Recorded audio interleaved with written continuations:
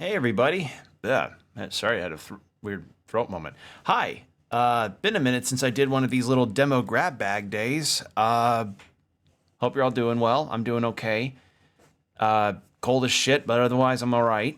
And I apologize for not really getting on the ball with streaming lately. Some IRL stuff happened that I had to take care of, which had me away from my PC. But I'm back. And I figured a demo day would be kind of nice because I wanted to do one before, but I wanted to do some Like a Dragon side stuff instead. But we're all good because I have one demo that I know I want to try, and a few others that I could give a go that I've been really curious about for a hot second. So let me pull them up let me pull the first demo we're going to look at up real quick. And this first one is one that I know I may like because it is part of a new trend that I'm seeing hop around that I saw in games like Sovereign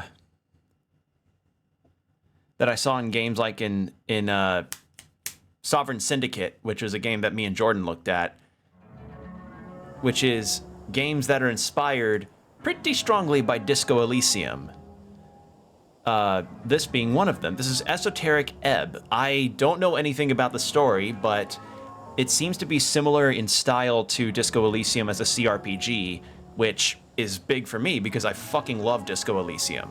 So, yeah, this seems to be based in some D&D style kingdom and logic, so I'll be dealing with some familiar terminology. And, yeah, I'm excited to get into this one. Excuse me, I was just drinking some water. All right.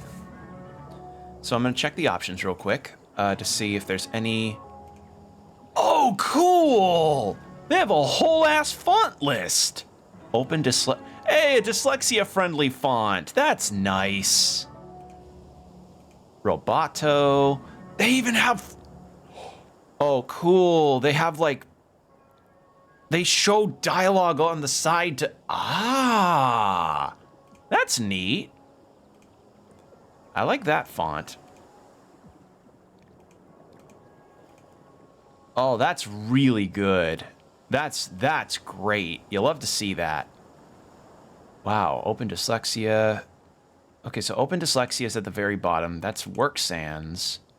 Man, that's great. You love to see that kind of inclusion be made, especially in a game that seems to be requiring a lot of reading. I'm gonna keep the dyslexia one on. I can read it fine, but it'll likely help people who may have dyslexia, hence the type. So it looks like everything else here is fine. Font. Oh, you can change the font size too. Oh, that's really cool too. I like that. I love nice accessibility options. Cool. Cool. Good morning, cleric. Good morning, cleric. Good morning, cleric. Wow. So I don't know if the game has full voice acting. This may be... I don't know. I don't know if this game has full voice acting. We're gonna have to see. But nonetheless, that was really cool to get to see that. Yeah, without further ado. Okay. Cleric. Hit dice 1 to... Oh, yeah, this is D&D based. Okay. Intelligence, dexterity, con... What's my... How many points have I got to spend? Oh. Oh, cool. Oh, cool. We get little blurbs about them. I'll check the backgrounds in a second. Let's read these. Strength, religion, and faith. Increased manhood actually wins fights. Every shepherd knows the song. It bellows up the river. Earth lives in that sliver of land. Land.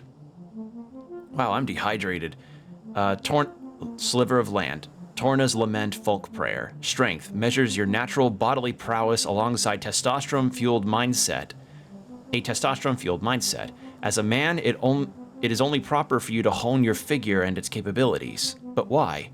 The search for meaning is as vital as the struggle towards competency.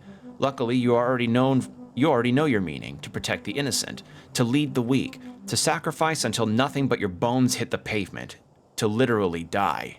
Become a zealot, regain your honor, set out on your divine mission. Okay, intelligence. History, all of it. Prepare more spells, superiority. A glorious design, let those who learn lead, through merit of ability and nothing else. Lord Phileas Prox, autobiography Prox. Intelligence measures your ability to recall, store, and process information. It is your logical receptacle and calculator. It is only proper for you to hone this pulsating mass within your skull. But why? Simple. Pure, unadulterated ego. Knowledge rules the world. So too shall you one day lead the weak. Bring your genius to the masses. If they do not bow, they do not deserve you. You know everything about the past. Therefore, it's only rational you will truly know the future as well. Enlighten the ignorant masses. Oh, that's... Huh. Okay, then.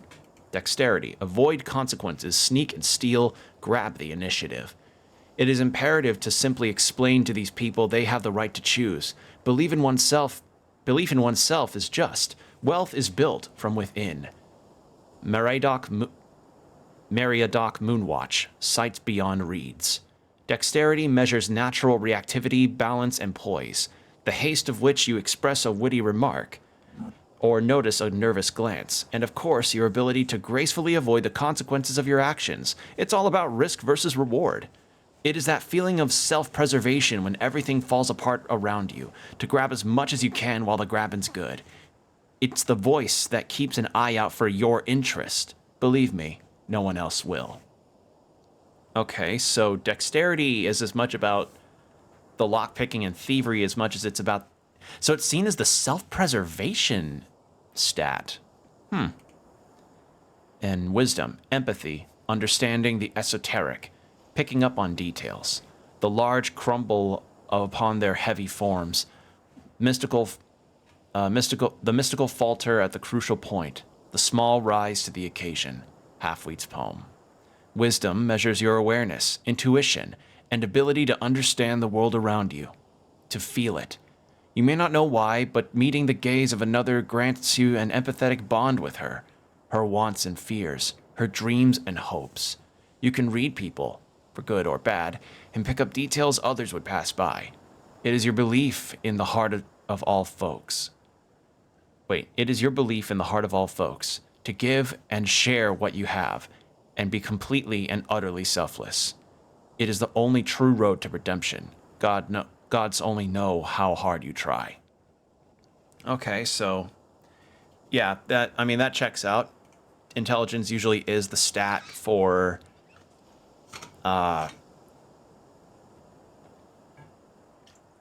excuse me. Gonna be a lot of reading. Intelligence usually is the stat for stuff that's more like factual, historical, or trivia based, whereas wisdom's a lot more of the street smarts and reading people. That makes sense. Constitution, more hit points. Spirit and body, trust your gut. Always listen to your hungry stomach. The hedonist's a blind manifesto. Constitution measures your natural stamina, both mental and physical. It's how much you can take before going down. The world is harsh and unforgiving. It will beat you to a pulp with words and sticks. So listen to your gut, the instinct that kicks in. Sorry, I was checking something real quick. Okay, audio levels look good. Sorry, I was checking my audio levels. I didn't know if they would be coming up. Listen to your gut, the instinct that kicks in when you're standing at the pit. It is the voice that speaks nothing but bodily truth, so listen up when it does. Every choice you make, every emotion you accumulate can be traced back to the lower half of that stomach of yours. Follow it. Retain the morality of fleshly logic. Simple, easy, truthful. And then charisma. Those who believe, social tact, manipulation win every conversation. Those who believe in democracy have a wonderful view of folk. To think them capable of making rational, informed decisions devoid of personal bias and emotional conduct. Nicholas Darrow, Memoirs of a Statesman. Charisma measures your eloquence, confidence, and ability to navigate social situations of any kind. In short, it is the force of your unkempt personality. But they don't need to know that. Smooth talk your way into any position of your liking. You can be affiliated with any known faction or thought. Reality is molded around your will, like a chameleon. Become a social operator. Become anything you need to make everyone finally love you. Oh, that's... Ooh. That's dark. Okay, so that's the stats, huh? Interesting.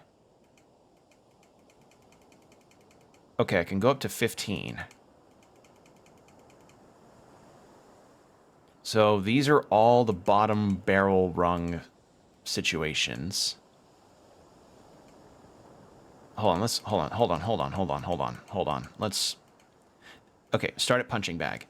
You're a farmer's son who grew up in the city. Of course you'd be an outcast. It took time, but eventually you figure out how to cope with it. Okay, so these are our backgrounds. And of course those affect our modifiers. Which makes sense. That's usually the deal with D&D normally as well. So let's go ahead and bring these all down to their bases. And then Kiosk Kid. Your mom wasn't around a lot, so to keep you out of trouble, she forced you to get a post-school job. You still despise the smell of newspaper. Okay. Or newspapers. And then Lore Enthusiast. Spending time alone in the city, you often end up at the Daroian Library. The strange history of yours realm was a constant companion to you. And Crowd Pleaser. Inevitably, you ended up with the wrong crowd. You quickly picked up on the slang and radical terminology, doing anything to get real friends. Falling in. And Asgalist activist. Huh? Your friends soon introduce you to the rebellious belly of Norvik. As a teenager, you spent years spreading chaos and worse, dwarf propaganda. Dwarf propaganda? So I'm guessing Asgalist is some kind of dwarf thing. And Earthguard recruit. After your arrest, there wasn't much arguing about it. 3 grueling years in training, drilled into the city code and virtues, but you survived. And Acolyte, your knack for scribing got you a promotion to the clerical duties. Duties. Picked out of the ranks, you quickly showed deep devotion to your divine city.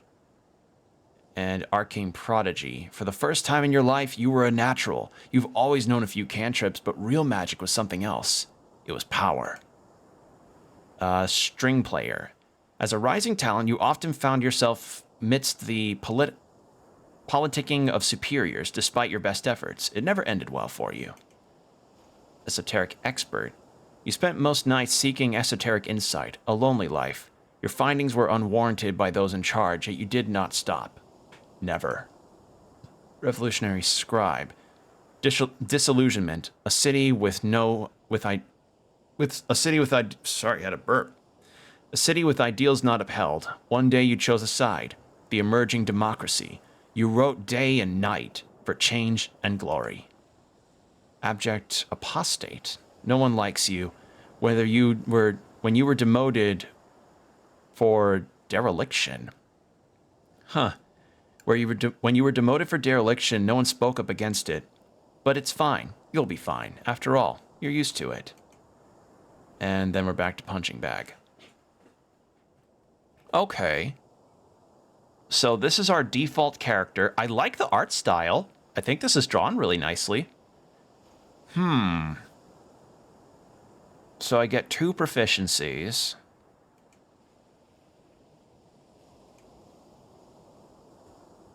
Trying to think what would work here. Well, if I want to get as much as I can out of potential dialogue options, I would like to go a little Pippin Charisma. Oh, wait. Oh, my proficiencies are already picked via... Wait. Okay, well, I'd want a little charisma, because charisma is also the casting stat for clerics. So let's go with a 16? Yeah, well... Yeah, no, 14. You always want to keep evens if you're ever playing tabletop games. And wisdom, too. I want to do some wisdom. Intelligence, let's get that to at least there. Strength, don't need a modifier. Okay, so that's where I stop on that. So it did stop when I reached to that point. In that case, let's go with let's go with 10 intelligence. And I don't want a negative constitution because that could potentially lead to disastrous consequences on health. Because I remember seeing some Disco Elysium playthroughs die when you try to reach for your necktie, so I don't know if something similar will happen here. Now, in the background, this will be interesting. Inevitably, you ended up in the wrong crowd. After your arrest, Uthgard recruit. Okay, so an arrest, knack for scribing. You were a natural, you've always known a few cantrips, but real magic was something. So strength and intelligence there. Rising talent, you often found yourself amidst the politicking of superiors. You spent most nights seeking esoteric insight, a lonely life.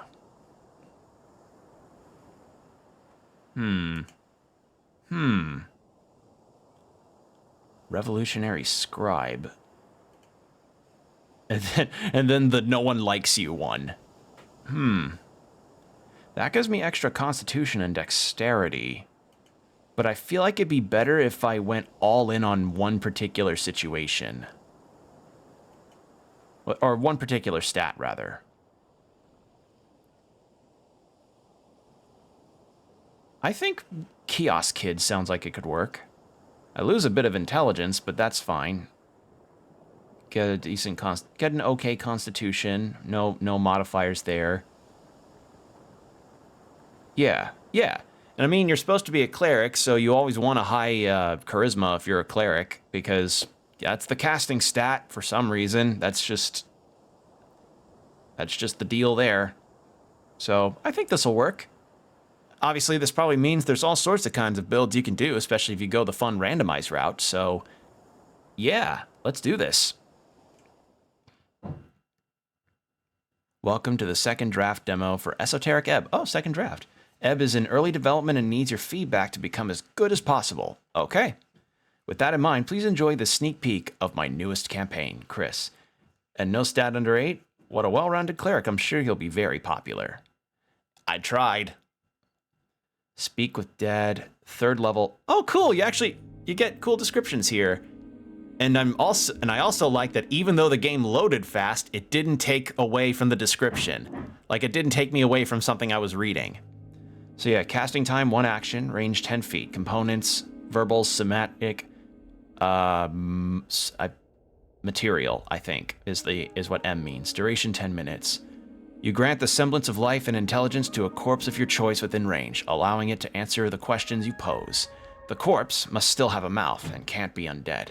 The spell fails if the corpse was the target of this spell within the last 10 days.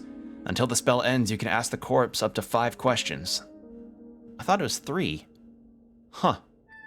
The corpse knows only what it knew in life, including the languages it knew. Answers are usually brief, cryptic, or repetitive, and the corpse is under no compulsion to offer a truthful answer if you are hostile to it or it recognizes you as an enemy. This spell doesn't return the creature's soul to its body, only its animating spirit. Thus, the corpse can't learn new information, doesn't comprehend anything that has happened since it died, and can't speculate about future events. No. Okay. Truth and nothing else, a voice declares. What is your name?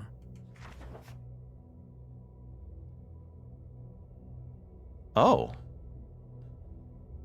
Okay, so something that I would like to see in the final game, if you're seeing this, Debs, if a check succeeds in conversation like this, if the player hovers their mouse over the number or the success, it'd be nice to have a little pop-up that shows what the actual rolls was.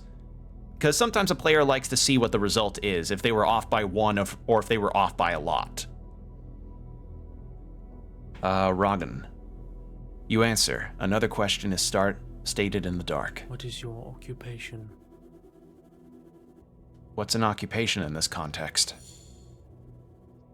Work. Getting paid for labor. This is for sure about your job. Tell him your class. Class? What class am I? Lower class. Just go with whatever works in the moment. You're a high-class scoundrel, the best of the best. Huh.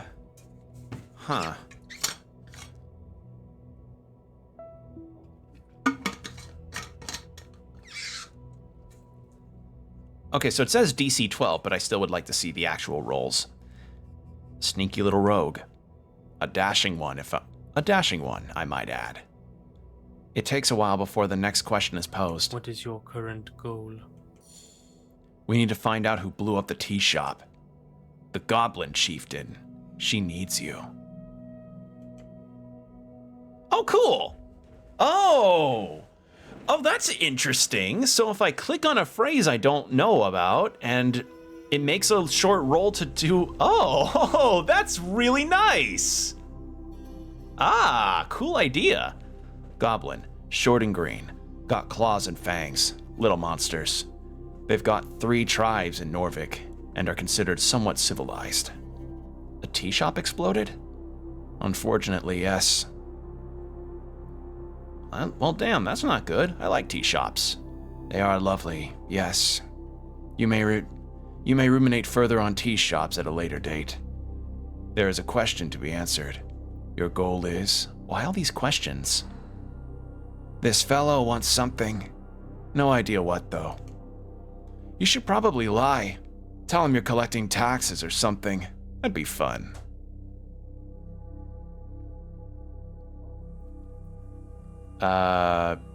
Nothing else. To find the Goblin Chieftain?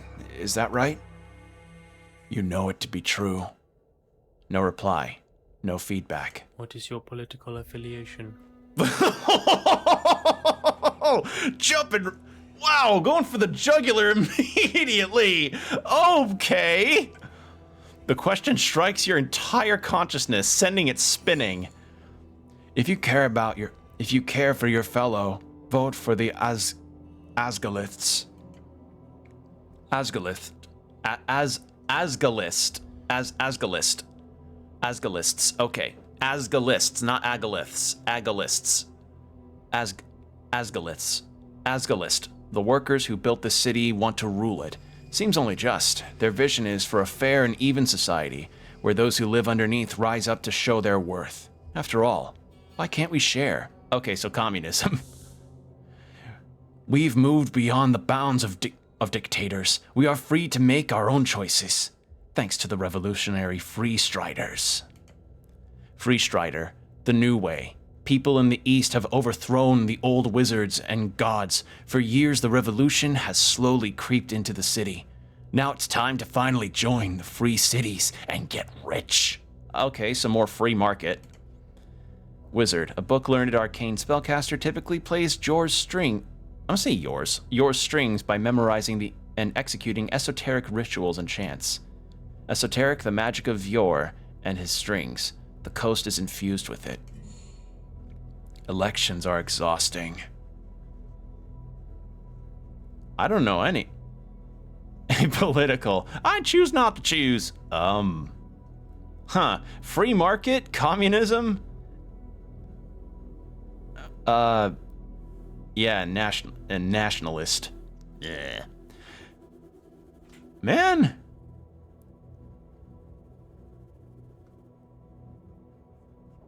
I wonder how this would play to be either free market or communist. I was not expecting for my political affiliation to get questioned immediately.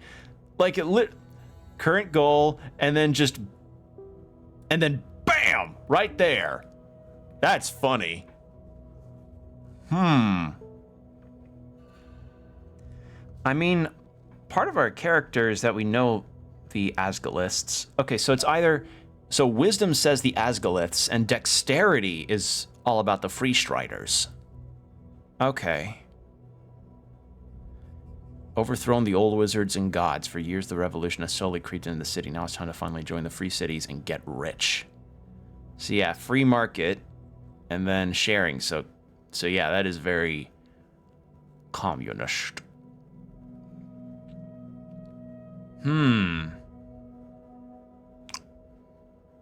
I'm between these two, and I don't know which to pick. I mean, I guess it depends on which stat I like the most regarding my playthrough on here.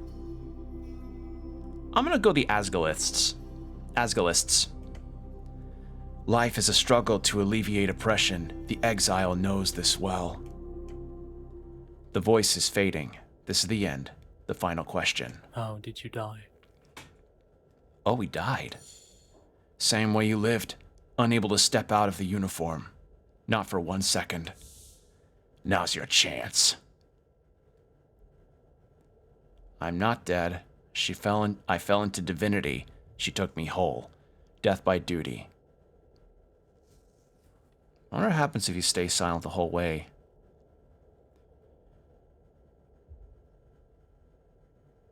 Death by duty.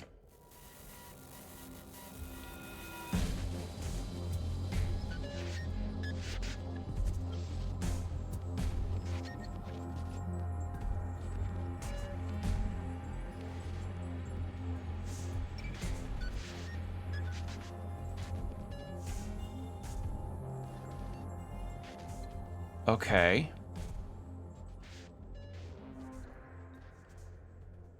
Oh, hello.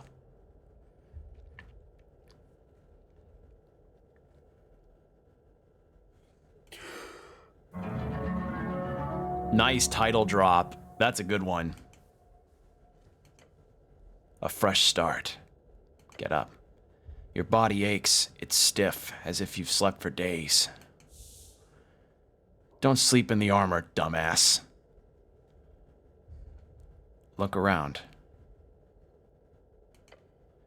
A circular stone chamber, a storage for apples and corpses.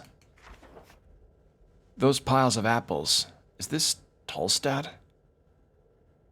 Check your stuff. What stuff? Your hands dart around your pouch and uniform. Panic. Sweat. No spellbook, no mace. Face it, you've been robbed. Your legs shake, tears begin to form. Deep breaths, your belongings are surely here somewhere. Remember your quest, move on. The tea shop. The tea shop? Yep, the tea shop that blew up. You've unlocked a quest branch. Find more by speaking with the citizens of Norvik. Easy job. You'll be done in a day or two. What? Just a job? Ah, so I've done this before. A quest? I like those. Good attitude. There's always more around the corner, so look out. Don't want to miss any. Just a job, so I've done this before? Well, you've read about it before. So to be clear, I need to figure out who blew up some random tea shop. Pretty much. Don't worry, there's lots of bullshit politics involved here. You'll love it. Can I think about this first? Time is limited. It's just a lot to... You feel dizzy. Feeling the weight of the Earthguard uniform, a dull pain begins to take hold. An Earthguard. Earth, you're... Okay, Earth is my god. Okay. You feel worn, like an old feather? Old leather shoe. Go eat an apple. It'll help. There are many apples here. And corpses. Corpses? What the hell is this place? Uh-huh.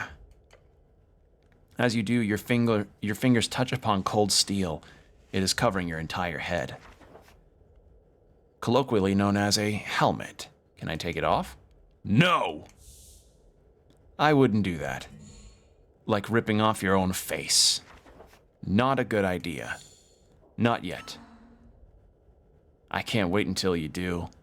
Okay, so I can't take my helmet off yet. Probably too weak. Okay, thank you. What's this? Ooh. Okay. So these are all of the different quests I can do. Let's inventory. Nothing here. What's my hit points? Oh, I am fucking weak. Empty slot. Oh, these are my feats. Oh, okay. No weapon, a helmet. Okay, journal. Oh, this is cool. Drunk Sphinx, Viskins, Tea Shop, Temple, Guard Tower, Darrows. Okay. Oh, we get a nice chat log of our previous conversations. That's great. That's actually really nice. Ooh, my own spell book. Cure wounds. Okay, 1d8. And I have 0 prepared spells. My spell DC is 11. I have 0... No cantrips. Okay. Worth a look. Can I just... Okay, I can. I'll zoom out. What's this? Behold, trifle. I can't talk. Behold, a very important piece of paper. Trifle. A voting card. You pick up the surprisingly thick piece of paper with a shaking hand. The card is slightly torn and has clearly been drenched at some point. At the top of it says, Rostork, in big, bold lettering. Is it Rostork or Rostork? I don't know how to pronounce it with the O with the thing above it there. Rostork means voting card in fancy Askani, that's it, Dwarven. Askani. Askan, one of the 8 bands along the coast. It is a cold, mountainous realm. It is your home. 5 days remaining.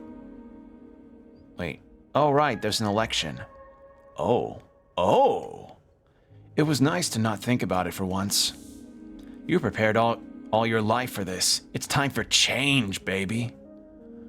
We've never had one of those before. Neat. We should just get a God King again. Works great every time. It's time for a revolution.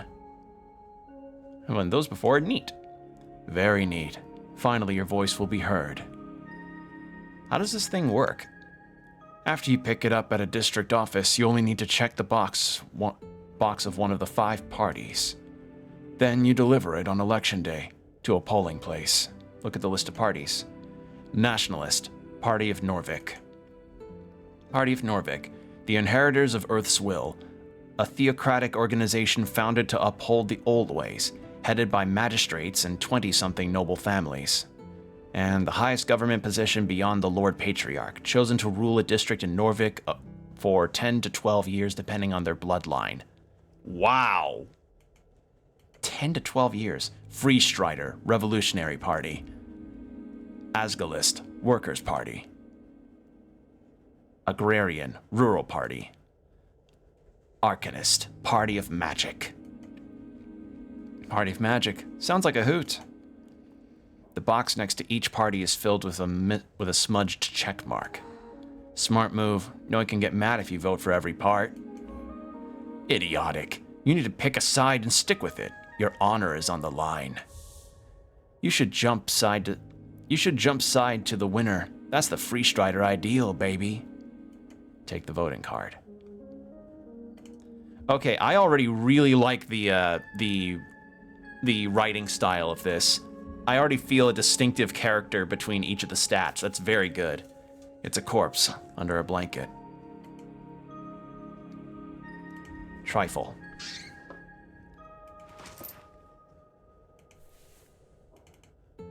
Can I eat this? Yes. 1 hit point. So I'm up to 4 now.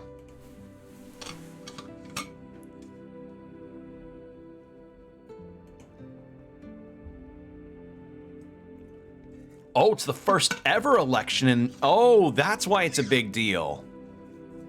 The first ever election in Norvikian history will take place in just a few days' time. What will you vote for? Okay. Oh, it's updated. Oh. Interesting. Okay. Engage. Cold corpse. You stare at a blue rag. It's draped over the outline of a someone. I see, it must be normal to take naps down here. No response. Give it up. Nothing to gain here. Check under the rag. Underneath, you find the cold corpse of a human. Human, tall and beautiful, like yourself, known as the pest of the coast by those who less inclined to reproduce like rabbits. No, I'm not gonna do it. I'm not gonna make sentence corrections here. Thinning blonde hair, unkempt facial hair. Yeah, this guy looks fresh, like he could just sit up and talk to you. I'm good with corpses, right? What do you mean? Like, I've been trained to handle them, right? You know exactly what you're doing. Formal training is for people without true talent. A hero's not afraid of getting... Got it, I'm a master of corpse craft. Indeed. Oh, this is gonna suck. You believe in your non-existent abilities. Alright. Hey! I like this. This is nice. There's something strange here. There's no regular gentle repose. Look close, but do not move the corpse. Lean in and look closer. Harsh scars cover the skin. Signs of being either a hard worker or a careless worker litter his skin. Cause of death appears to be not directly visible. No blunt trauma either. Considering his age and the shape of his body, this man most likely died of a common disease or internal failure. That's pretty broad and vague. Unless you're willing to start cutting, that's all you get. Fair enough. Cover the corpse once more. Who was this guy? His hands are calloused. He's built like a sarcophagus. Yeah, that's it. He's built like a sarcophagus. Just a man. A dead man. An honorable dead man. Took you to loot him, right? Yeah, why not? Not like the guy will complain, but don't go around talking about it. It would be dishonorable. Only take that which you need for your quest. Why is he here? This is a morgue, a lich house, clearly. Corpses are kept... Oh, cool, you actually have a little outline around your character depending on what stat's talking. Corpses are kept on cooling in places like this before cremation or burials. The apples make it hard to believe, but yeah. Must have been one hell of a deal to put those two together. Stop bothering the corpse. So what else did I grab? I grabbed some money? What is this? Crowns. Yep. Earth crowns, the official currency minted in Norvik's Risk Bank.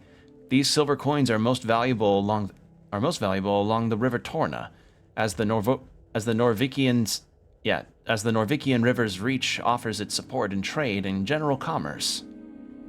And a scuffed voting card made out to Rangar Hemlin.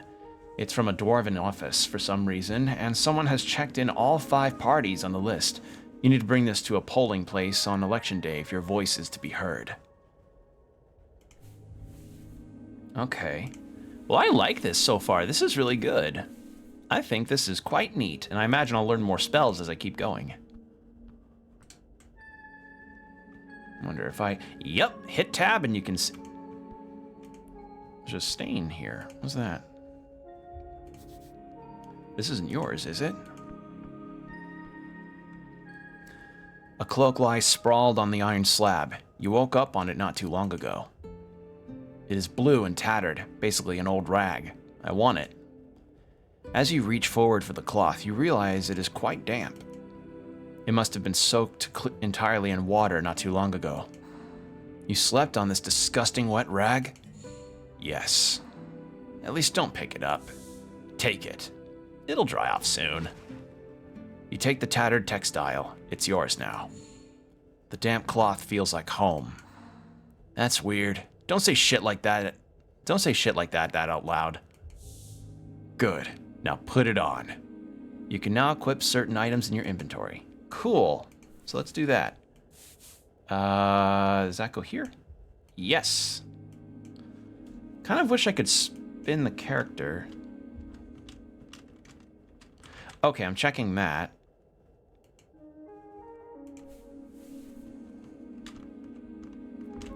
Yeah, it looks a little spiffy. I like it. Behold, an apple looks better than the ones in the pile. Let's take that one.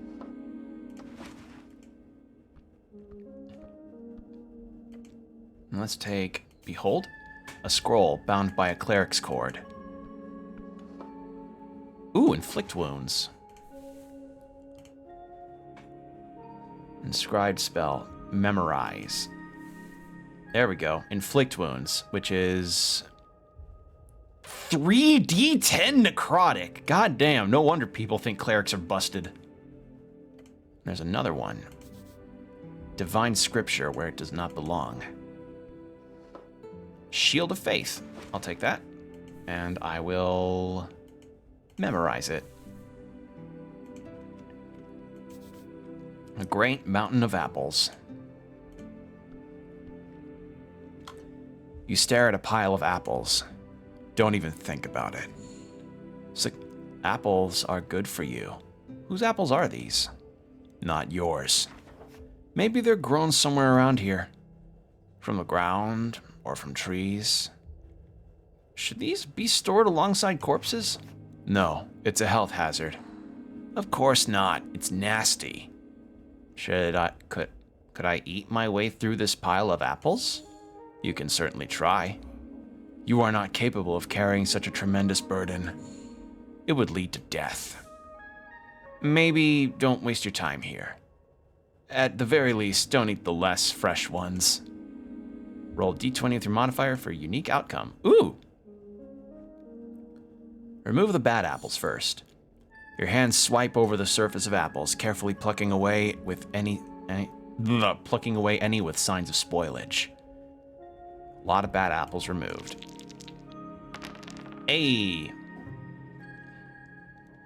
Start eating. You look upon this challenge with determination. Your stomach is empty. Dig in. Digging in, the first apple goes down the hatch. Going smooth so far. Another one. Number 2 goes well. You chew it in peace. Now the third. Yep, that sure was an apple. Going smooth so far. Next one. This one was harder. Your stomach fights the taste. It is getting difficult. One more should be fine. This is the limit. As you chow down on the apple, you feel your jaw ache, your hands shake, knees weak, arms spaghetti. Apple overdose, dangerous stuff. You feel refreshed, for a moment at least. The pile of apples tower over you still. You've barely made a dent. Yeah, why did you do this again? Apples are good for you. Feel sick. As you feel sick, you see something sticking out of the pile of apples. A piece of paper? No. It's a spell scroll. Lucky bastard. You could probably sell that.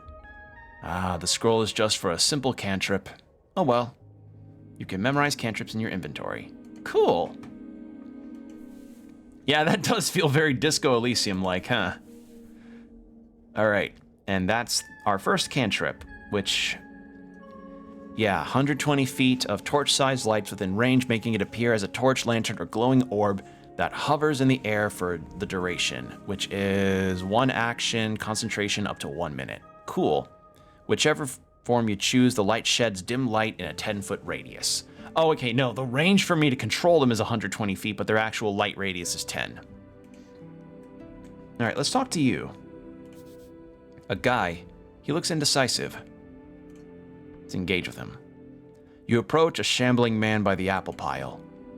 He does not acknowledge your presence. Greetings, citizen. Glancing under his hood, you catch a blank expression spread upon a dried face. What's your name, sir? He does not even turn to look at you. Why is this man not listening to me? Wait. Is this a zombie? Sir, are you a member of the undead? He does not respond. Not even a groan? How disappointing. What's he doing? The zombie is attempting to clear a path through the apple pile. He's probably been at it for a long time. Hard worker. Respect. Should I defeat this zombie? Yes, it is only just. Undead are not to be allowed in Norvik. Go away. So there is kind of combat in this. Or at the very least, combative options. What's this? Arcane spell scroll. Charm person. Part of me thinks maybe I shouldn't be taking every single scroll or memorizing every single one. I'm gonna just keep that one for now. It says Earth's Chance. Prayer book. The book is ruined. Most of the pages, while dry now, have been completely drenched. Only a few pages of the soggy, Bracken-style papyrus pages are readable.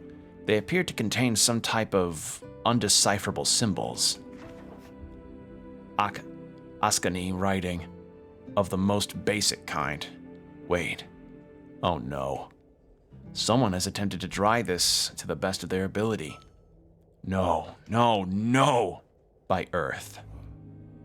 A chant book is able to sustain humidity, not underwater excursions. This is your prayer book. So many hours wasted. You would have to rebind the whole thing. That'd be expensive. Let's get your hands on a new one instead. Take the ruined prayer book. Okay, so that was my prayer book. So what is this thing? A divine shrine covered in apples. The runes fill your senses as you approach. The color is gone. This monument is hollow, void of all life. And it's covered in it's covered in goddamn rotten apples. This is an insult to Earth and all of his people. What is this thing? Some kind of old national pride, maybe? Some kind of old national pride. You may prepare your spells here. Are these rare? No, you will find shrines like this all over Norvik. Can I pray here? To what? To Earth, of course. I don't know. A god? Any god? You may pray as you wish. Do not expect an answer. A shrine towers over you. You feel small. What other gods are there? Many. You know a few. Lady Fair, Tolkig the Gambler. Tolkig the Gambler. I kind of wish I could figure out a trickster. The type of god only famous for his ridiculous ploys. Love him. Tolkig the Gambler is often seen as a silly goblin myth. In truth, there are few goblins who still worship him after the conquest. Praying to Tolkig would, if you for some reason would get a response, only result in the exact opposite of what you want. Wait, hold on, let me reread that. If you for some reason would get a response, okay. So Tolkig sounds like a dead god of some kind. Okay, Lady Fair.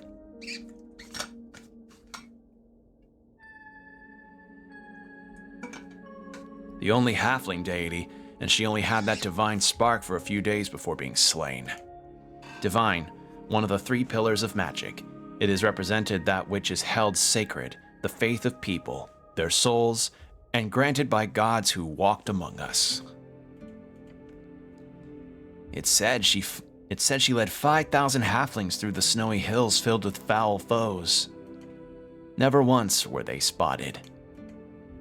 I'm afraid you're not too familiar with the four-nipped goddess, nor how to pray to her.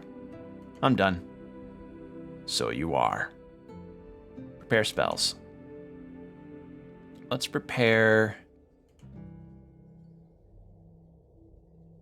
duration up to 4 hours. Shield of Faith and... Oh, I can only prepare one. Yeah, let's go with that. Well, I don't have any weapons, and I just prepared only one spell. A spiral staircase, ancient architecture. Let's go. You can see your previous dialogues. Okay. Good morning, cleric. Sapling from a bracken tree. It's yet to grow its spots. A barrel full of strange rocks. Shards of yore. Okay. Your fate one day. Engage. A corpse under a cloth. I'm sure this was a fun person once. Stop bothering the corpse. Incense. Okay. The red eye of earth. Yor left his mark across the bands. Today, it is a universal sign of magic. And behold. Viskin, local mortician. Okay. Oh.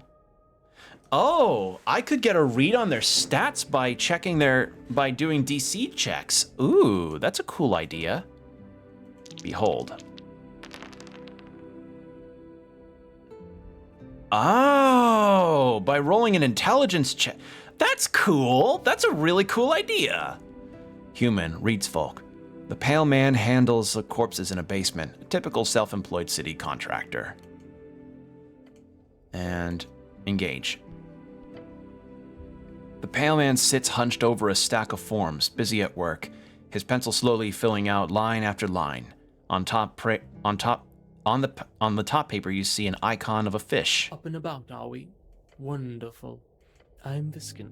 Oh, there is voice acting. Full. Okay. Of this lich house.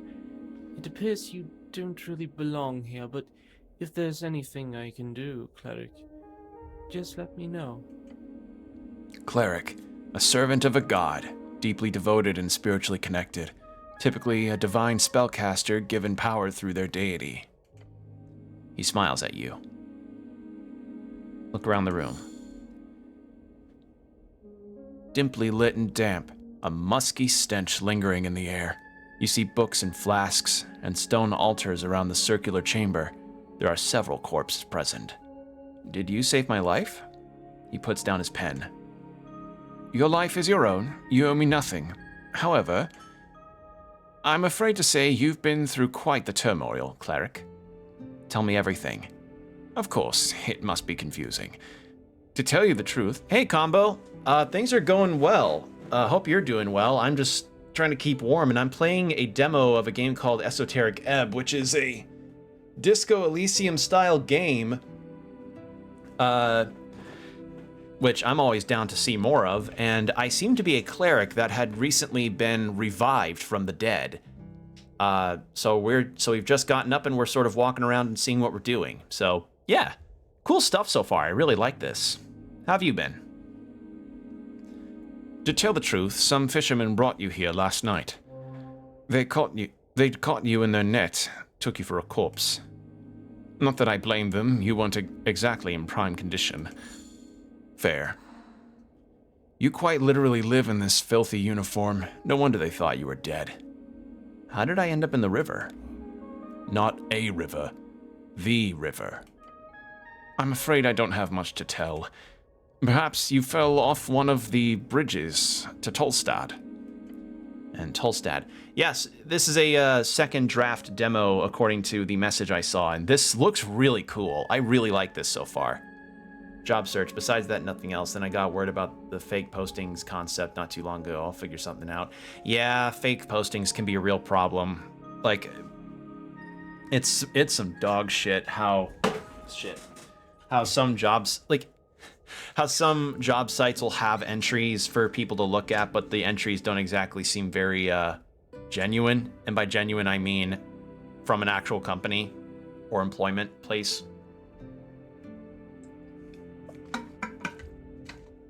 Yeah, I hope you'll be able to figure it out. The job search can be rough, but you'll be able to figure it out. Something will come along. No worries. Tolstad, a sprawling island fortress in one of the 5 districts in the city. It sits in the middle of River Torna, home of Yor's Pillar, a sprawling tunnel network, and Water Lane, the greatest trade hub in Ascani. In Ascani. You're on Tolstad right now. Okay, River Torna. River Torna, the second largest documented river along the coast, splitting the band of Ascani in half. I must have slipped, happens all the time. Perhaps there is an esoteric explanation to all of this, hence the name. Perhaps you would know, cleric. Who were these fishermen? River guilders, I believe. They did not look like poachers, so my guess would be that. Where can I find these fishermen? He ponders your question. I did say not to ask for names, sorry to say. I did not ask for their names, sorry to say. Perhaps Waterlane. That's just a guess. Waterlane, the largest trade port in Norvik, located in a massive tunnel piercing the center of Tolstad. It is a so-called marvel of dwarven engineering, and it's the reason so many people commute to Tolstad over the many bridges. And Tolstad. Ah, I love world building. It's so cool. This is awesome. Tol, Earth's brother and mythical explorer of Askan. Founded several towns along River Torna, and famously never returned to his expedition to the Infinite Wastes. From his expedition to the Infinite Wastes. Good guess. Lots of boaters hang out there. Either that, or the local tavern. I'll help you find them. So I am, in fact, alive? The pale man stops for a moment. He looks you up and down. Yes, I believe you are. I have some other questions, I think. Do you now? There's a zombie in your basement. Oh, how quaint. An undead abomination right below. Sure, yes, why is it there? We're closely connected with the city below. The undead seemingly wander as they please. A quick movement in the lower left cheek. His expression actually changed. Don't trust his words. However, I will have to take this up with Lady Sageleaf. I pay good crowns for HBT protection. HBT, the Halfway Bridge tribe, one of the 3 goblin tribes in Norvik, and arguably the most influential, led by Lady Miska Sageleaf. Oh, so it's all a misunderstanding then. Good. Right now, main concern is getting this wrist checked out. Might need an Uber. I'm on my way. I'm on my own for now. I hope you get that fixed. Because, yeah, that was not a... I imagine it must have been a really nasty fall. It kept moving apples down. Apples down there. Oh, the apples? Fascinating behavior. He does not appear very fascinated. You don't seem very alarmed about this. A stray undead creature will cause no trouble here. He gives you a rare smile and turns to the kobold by the stairs. Isn't that right, Ost? Yes, master. Wait, no, I don't actually believe you. Okay. What do you mean, cleric? The zombie is clearly working for you. That is illegal. I greatly apologize for putting you in this situation. It is my neglect that led to this undead creature entering the tower. I will make sure to tighten up security in the future. This isn't... Ost, we'll do a clean sweep of the basement this evening. Get ready. The kobold gives a screeched yell. Yes, master. I will also make sure to report this to both the HBT and the militia. He won't let you get a word in. Amazing. I'm trying to say you need to pay for your...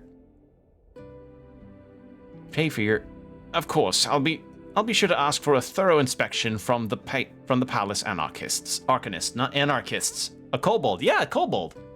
Always better than hitting my head. I haven't been flipped like that in a while. Threw my skateboard away. My kid had higher quality, safer. Yeah. Always research for proper equipment if you're gonna do stuff. Like if you're gonna do stuff, do hobby stuff. Always do your research. The palace anarchists. The Palace, an unofficial nickname for the current rulers of Norvik, named after the Palace District, in which most central authority resides. If there is anything unbecoming about my business here, it shall be uncovered and unveiled. Holy shit, he just keeps going.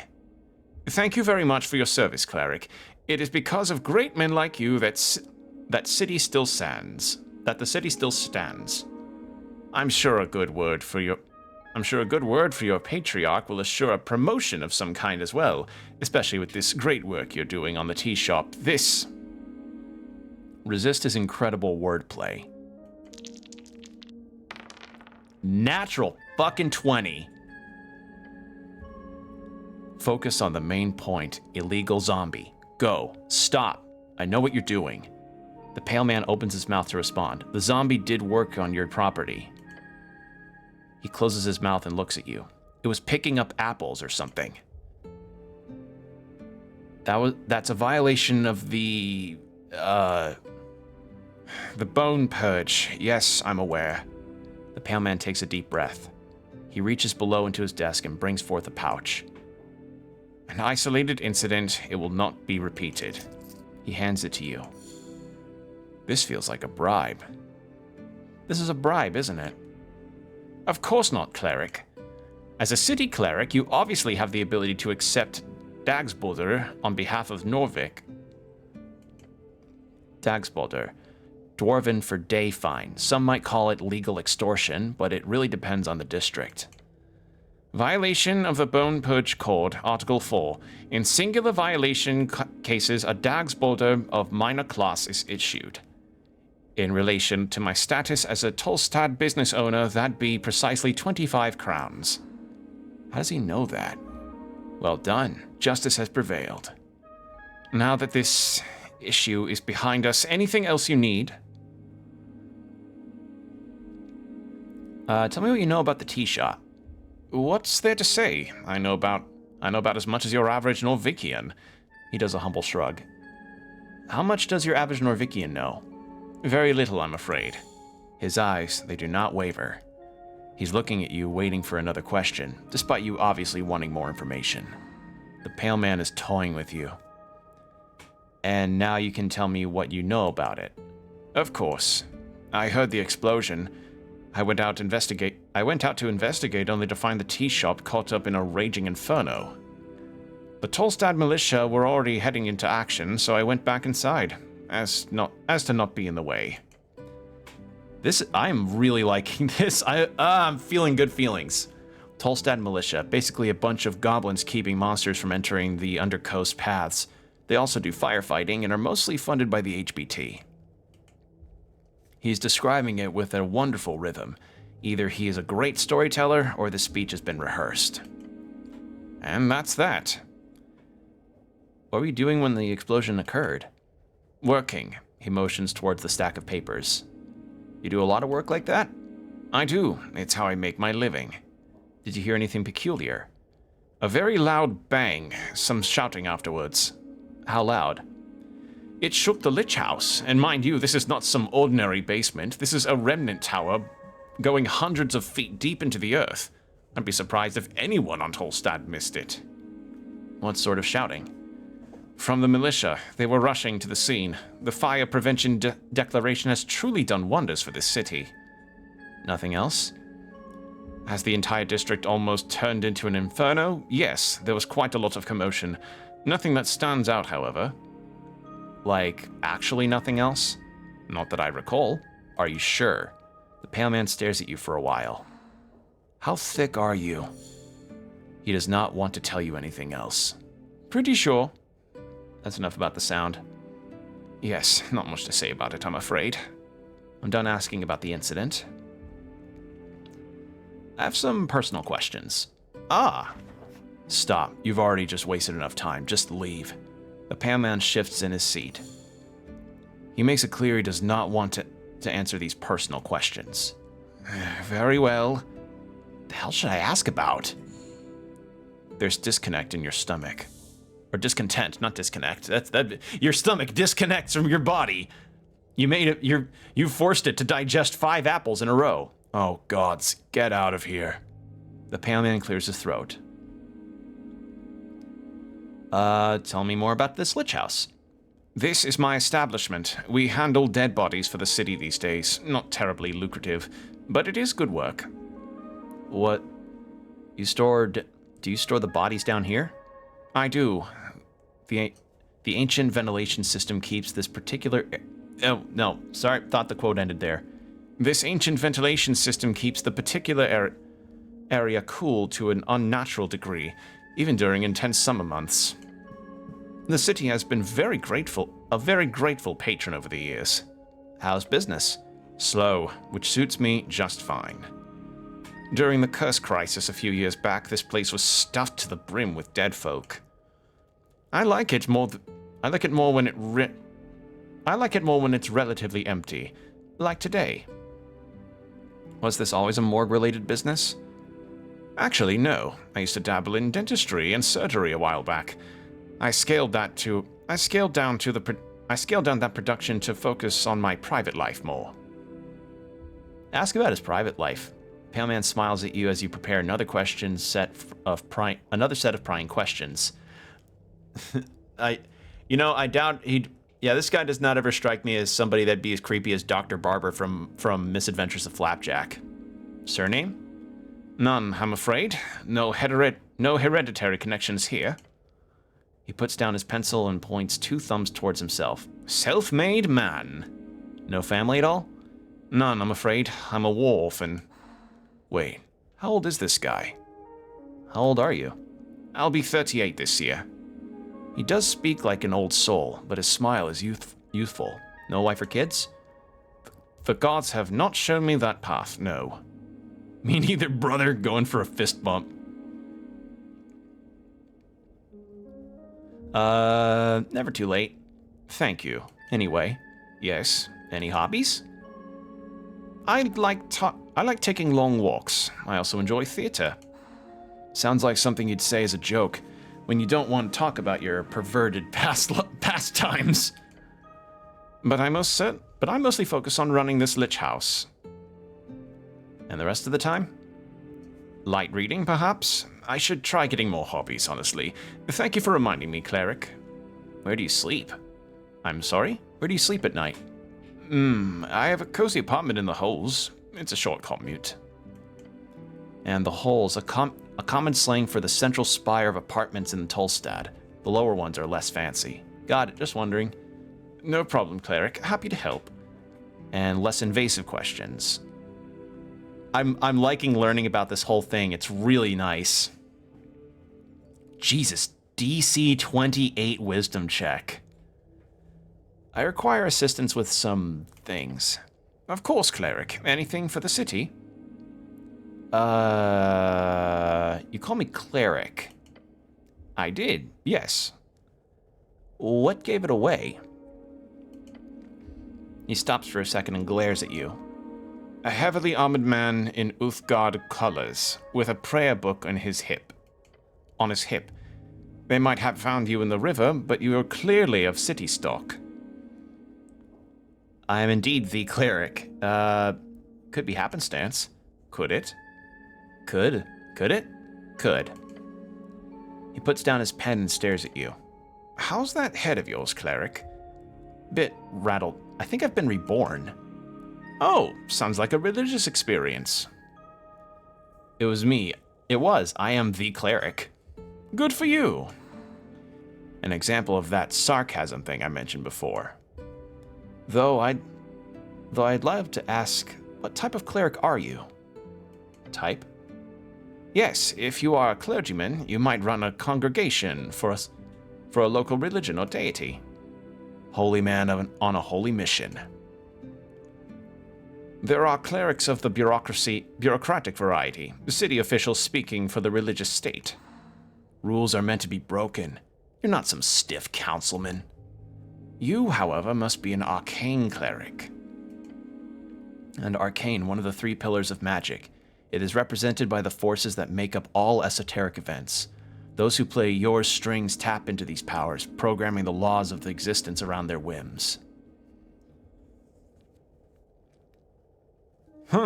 Okay, so I can end up picking my clerical archetype. This is good. This is nice. I am a boring bureaucrat. No, I am the chosen one. Arcane cleric sounds like that'd be fun. It figures as much as when I saw your spell book. Or do call it a prayer book?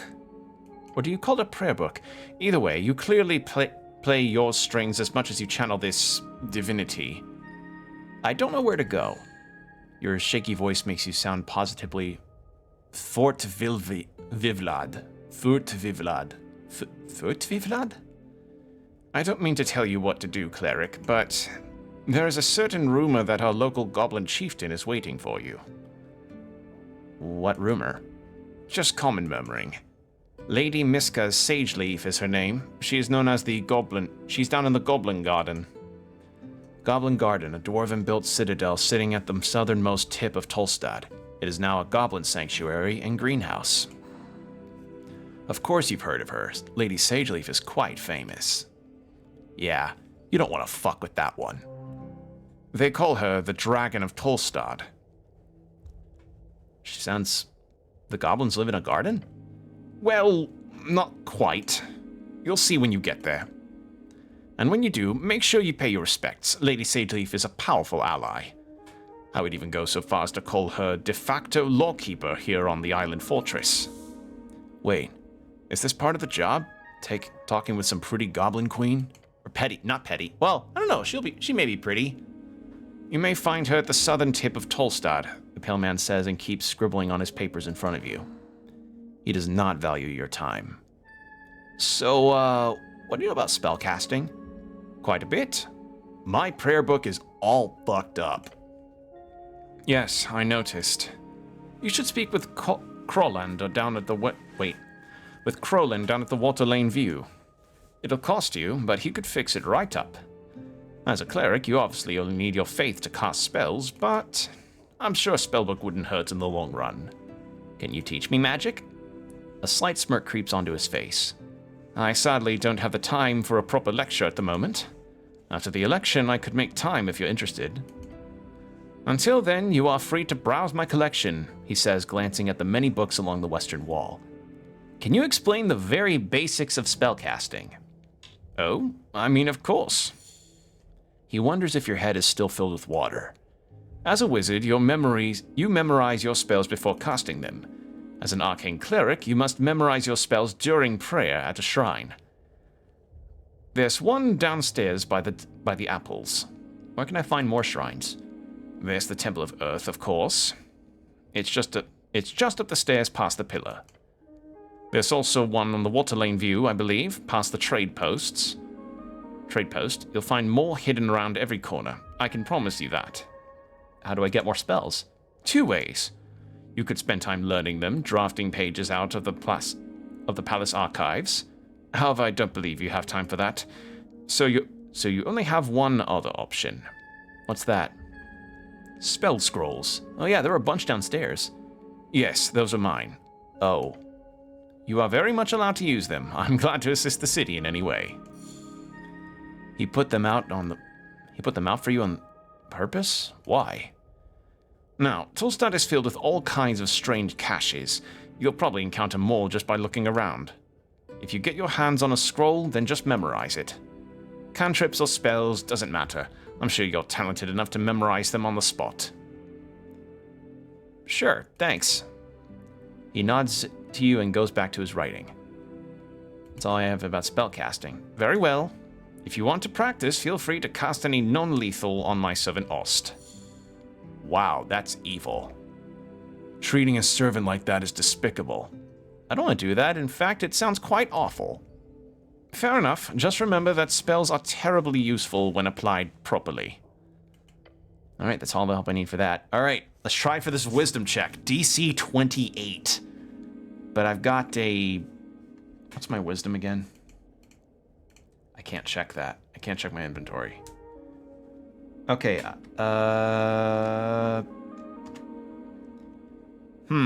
Okay, so I can't check any of that stuff. Alright, here we go. Ah! Ah! Also, I like that it's nat 1 down like that. Natural 1. Ow. Damn it. Fuck. Oh, that stings.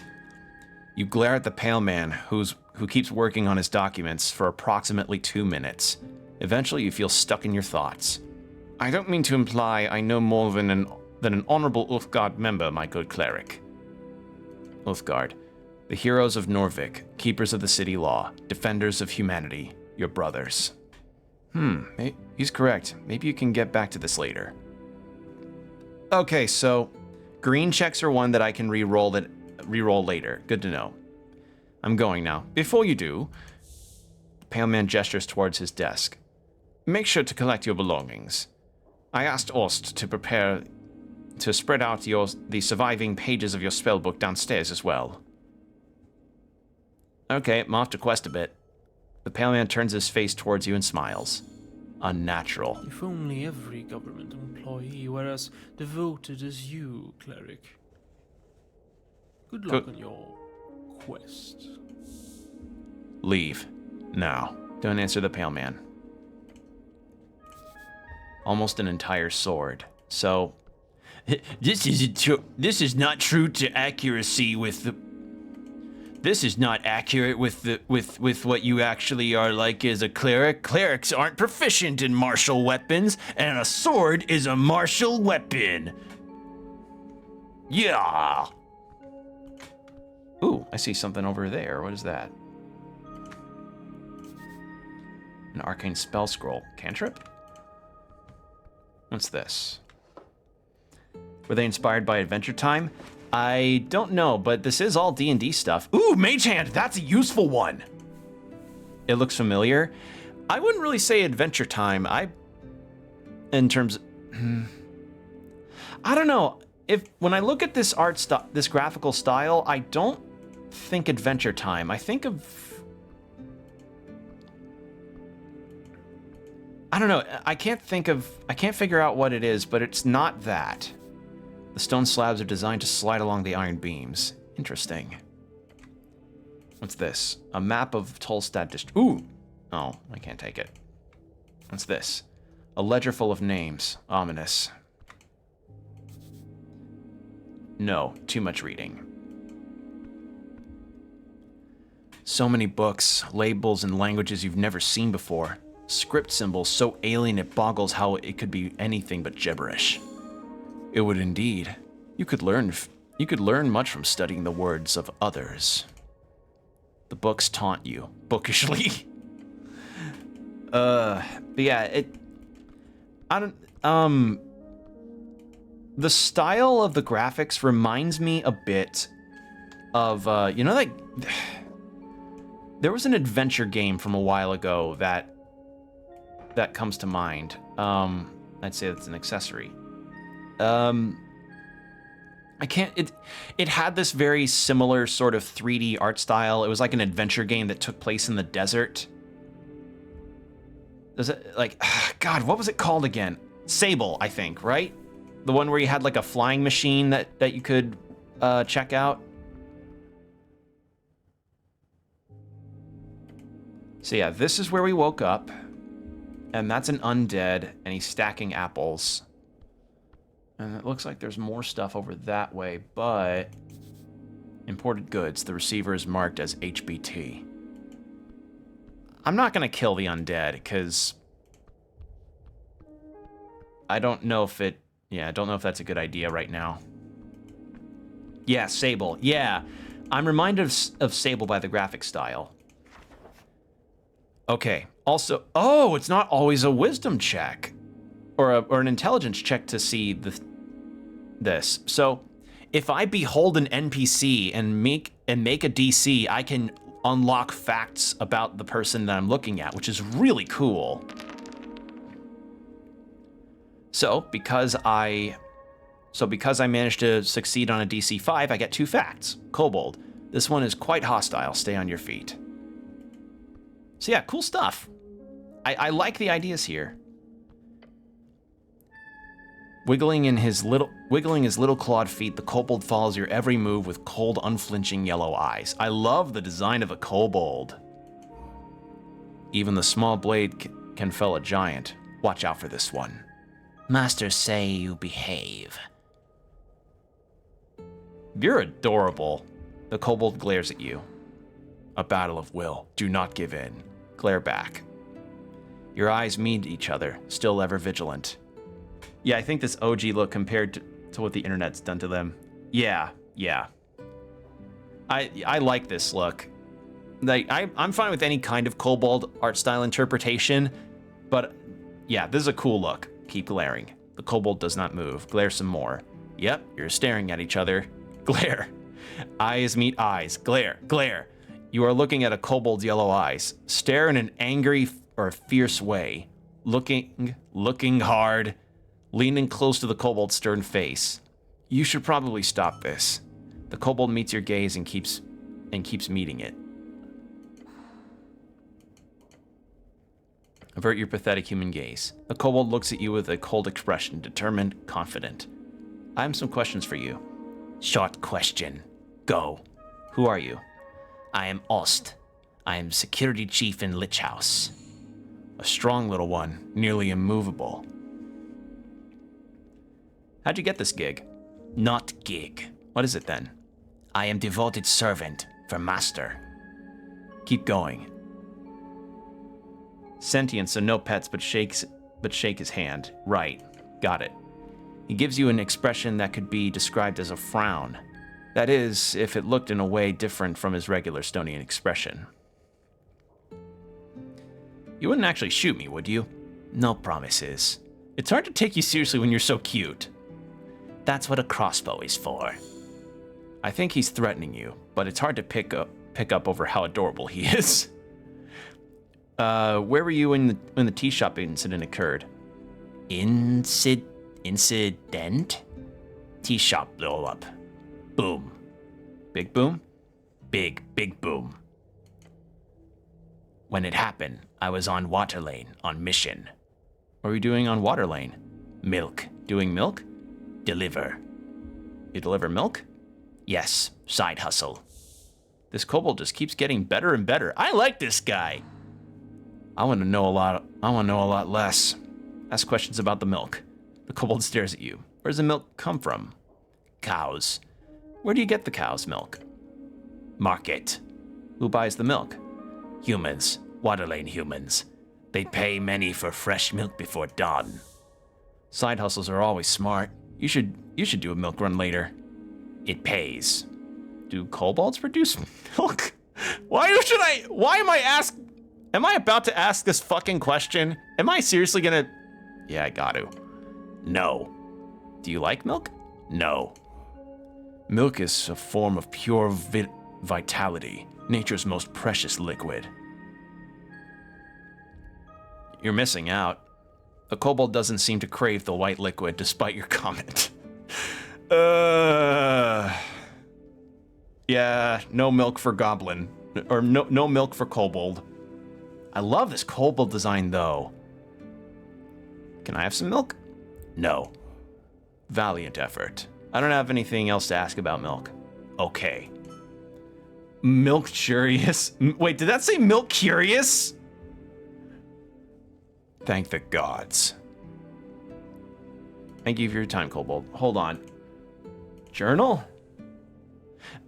Man, I love that you basically have a whole chat. Okay, so it's not the entirety of all of your talks, but it is of your most recent stuff, which is just awesome. I love that. It's a quest. I got a quest for taking milk, for delivering milk. There it is. Crown collection, coin capture, cash sinniping? There are many ways to describe it. Get rich or die trying. Milk curious, Jesus. Yeah, this game already's got a pretty interesting way of writing, and I really like it. All right, anything else in here to check out? No. Inventory-wise. Can't equip texts here. Okay, can't do that. So I need to get my book rebound, so we can do that real quick. So yeah, the story is that an important election is happening. Voice upstairs, and the smell of salt. Smell of salt. So we're a cleric that's in the middle of the city that's about to go through its first ever election, and we apparently had been found dead in the river by a pair of fishermen, and we've been taken here, and we're alive again. And Simeon the boys. Hey, 19, nice. Dwarf, exile, level 2 blue collar, ability scores revealed. Oh, the ability scores get revealed after a certain point. Oh, so that's what the X's are. Oh man, I like that. Ooh. A devoted Asgal gives everything he has to support the cause. A second son kind of person, lives in the shadow and seethes because of it. Follows the Asgal way not due to choice, but due to indoctrination and tradition. He wants to live up to someone. His father? A patriarch? This is good. I like this. And a lot of reading. But I don't mind. I like this. This is really nice. All right, who about you? A working dwarf. And I'm guessing the boys all are... Oh. As Alphas BE. Okay, roll a 14. Dwarf exile, level 4 foreman. He stands by his ideals with gut and little else. A push will earn his respect. That is his way. Okay. What's this? Men at work beneath Asgal's green banner. I'm guessing so many dwarves. Yep, that's a dwarf, all right. Look, a dwarf. Is that a dwarf? Yup. And... oh, wow, it's a dwarf. Let's talk with you. The older... okay, I feel like these may be placeholder portraits. I'm not really sure, because the kobold had a very different look compared to them. So this is still in early access, though. Like, the characters still feel individual. The older dwarf puffs out his chest as you approach. Dwarf, stout, short, hairy, loves to dig and build. You know the drill. Drill. They built most of Norvik and have a long history with the Earthfolk. Earthfolk, the people of Earth, the ancestors of those who reconquered the Ascani coast, true mythological heroes. Fancy helmet, city man. He speaks in a short and quiet manner, as if he's scared of his words actually being heard. The dwarf behind him laughs. Stand up for yourself. Bad idea. They would fuck you up in a fight. Thanks, my mom got it for me. Oh. Don't say something like that. It makes you look pathetic. It's a lovely helm. She has good taste. You made him feel bad for making fun of it. This is not an evil person. Huh. Interesting. Stare at the dwarf. He looks around. Stare at the dwarf harder. You're here for talking, then? Stare at him while slowly leaning your head to the side. You should, He shudders to the point and points towards the stout dwarf on the stage. Talk to him. Nods. Okay, so he's kind of, he's a little, shy. Around the amphitheater's scene, you see a number of dwarves hard at work. They're constructing a banner of some kind, carrying a bright green flag. The banner of Asgal, the Fool. One of the dwarves stands to face you with a furrowed brow. He appears to be in a staring contest with the orc on the other side of the theater. Mr. Cityman, we made it clear already. We're not moving. Not one bit. He shoots you a shit-eating grin. Just passing through. What's going on here? Just working. The boys will be done soon enough. You hear the other dwarves laughing behind him. Nothing illegal going on here. Nothing at all. He's only saying that because he's had to defend himself quite a lot lately. Wait, that must mean he's doing something highly illegal. Stop him. Nothing illegal, huh? We have the papers. Nothing illegal at all. Half-truth. This might be one of those kind of illegal, but also not sort of situations. Or also not sort of situations. They are both guilty and innocent, just like you. One of the older dwarfs spits on the ground next to him. You even know who you're talking to, child? This here is Alphas of the Ban Embers, a foreman in the Asgalist movement of Norvik. Ban Embers. Oh. I got 2 checks. Ban Embers, one of the 5 exiled families, or clans, that formed the surface kingdom of Vizca Peaks, a great power in Azkan. Ba Embers, one of the big dwarf clans. They funnily They're funneling tons of Asgal coin into Norvik. He's done more good than all of you Earthguard combined. A true speaker for Asgal. Damn, that's a lot of good. Simmi exaggerates. I'm also not in any way proud of my heritage. Nobility is just a poisonous hierarchy. Just wanted to make that clear. Don't mention the whole noble thing. It'll just piss him off. Unless you want that. You boys setting up a play or something? A play? He spits on the ground. We're holding a rally for the cause. This evening, workers across Tolstad will gather here to hear the word of Asgal. He turns towards the orc. And no one's going to stop it! You hear laughing coming from across the theater. Papers, alphas! He grumbles and turns back to you. So, what do you want?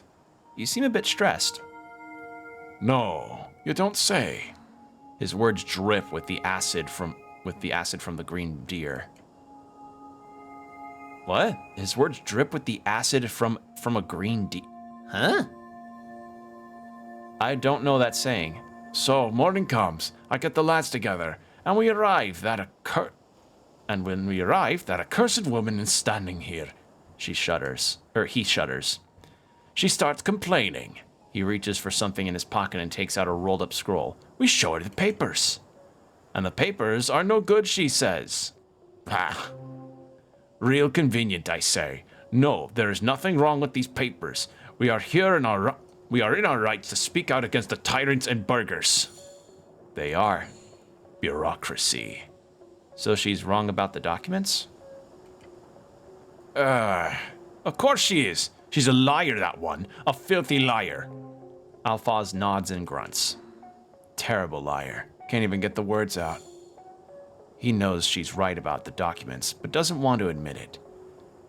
Isn't it a bit macabre to hold a rally on top of a morgue? Morgue? The dwarf grumbles to himself and glances over the Lich House stairs. I thought it was a dentist. Fair assessment. No matter. The Asgal movement is not afraid of death. You hear laughter from the orc behind you. Big words, Alphaz. Orc, big brutes of devilish origin. They are rare in Norvik. Most of them can be found in the fell Tyre. The dwarf grits his teeth. Damn orc. So what's this rally about exactly? He grunts. Dock workers. For decades, there has been collective bargaining between Norvikian workers and the city guilds. Okay. Say what you want about Earth, but he keeps a tight leash on the upper class of the city. The leash is bad for a city, now he can grow exponentially. Blessed be his name, damn right he did. Now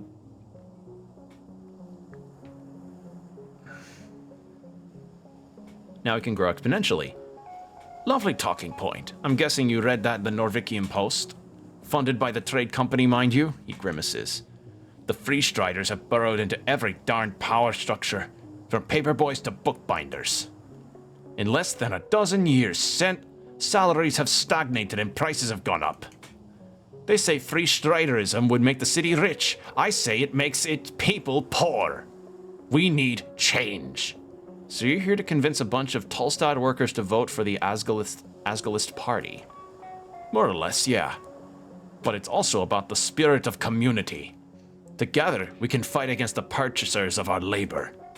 Alone, we are brittle as a twig in the...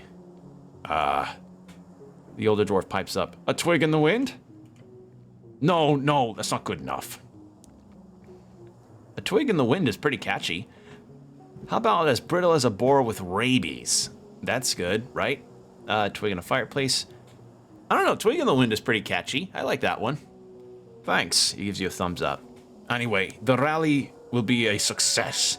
We just need to get rid of that orc. So he can call out to all workers of this magnificent city, he exclaims, as if there was a crowd around him. Vote! Vote with your guts, with your manhood at stake. You too, Mr. Cityman. Can I see the papers? Why?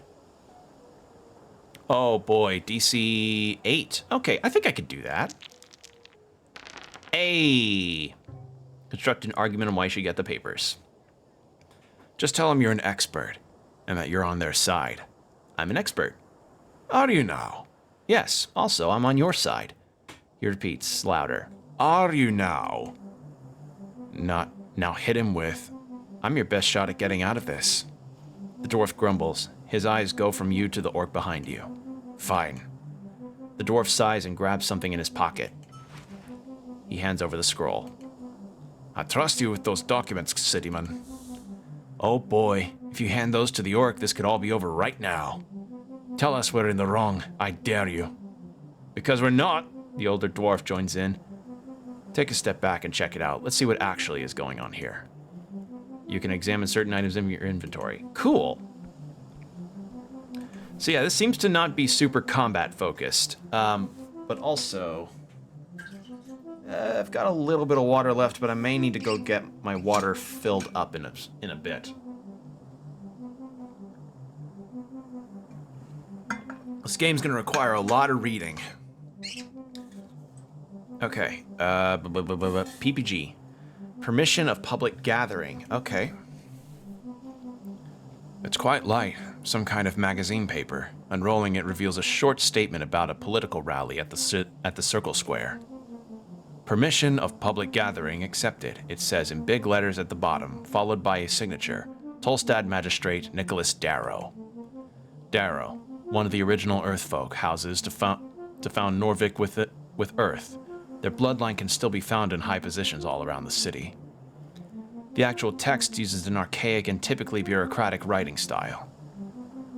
Examine it in detail. Natural fucking 20! I like this. I like the UI design too. This is a very nice looking UI. You scan the text again, checking for spelling, phrasing, and terminology. It's perfect. Not a single error. Except the date. It says their rally is supposed to be held on the 16th. The document is perfectly legal, but it's expired. Look at the dates. Yeah, it's expired. Cool document. It's really not. Stop looking. It's expired. Mr. Cityman, what do you want this time? About the rally. What about it? I checked out the papers. He takes a deep breath. Okay, what did you find out, Cityman? Yeah, these papers expired, like, last week. He takes the papers and shakes his head. With a groan, he mutters, I know, but the date is just a mistake, you see? I personally had this signed by the magistrate 2 days ago, after the supposed expiry date. You should have checked that more carefully. I did. When I turned in the application, this error only appeared on the document I got back. I'm not at fault here. Dwarf shouts onto the amphitheater. It doesn't matter. Whether Darrow fucked us or not, we're here and they can't make us leave. He gives you a menacing glare. And I hope for your sake you're not the sorry lad she hired to do the deed. I'm just here to observe. He spits on the ground. Vanskap. Vanskap, a dwarven word meaning something along the lines of devilry. Common curse word. That was a swear word. You could tell because the way he said it. About this Asgal. What about him?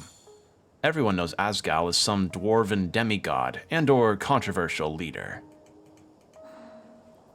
If you want to piss off this dwarf, then just pretend to not know who Asgal is.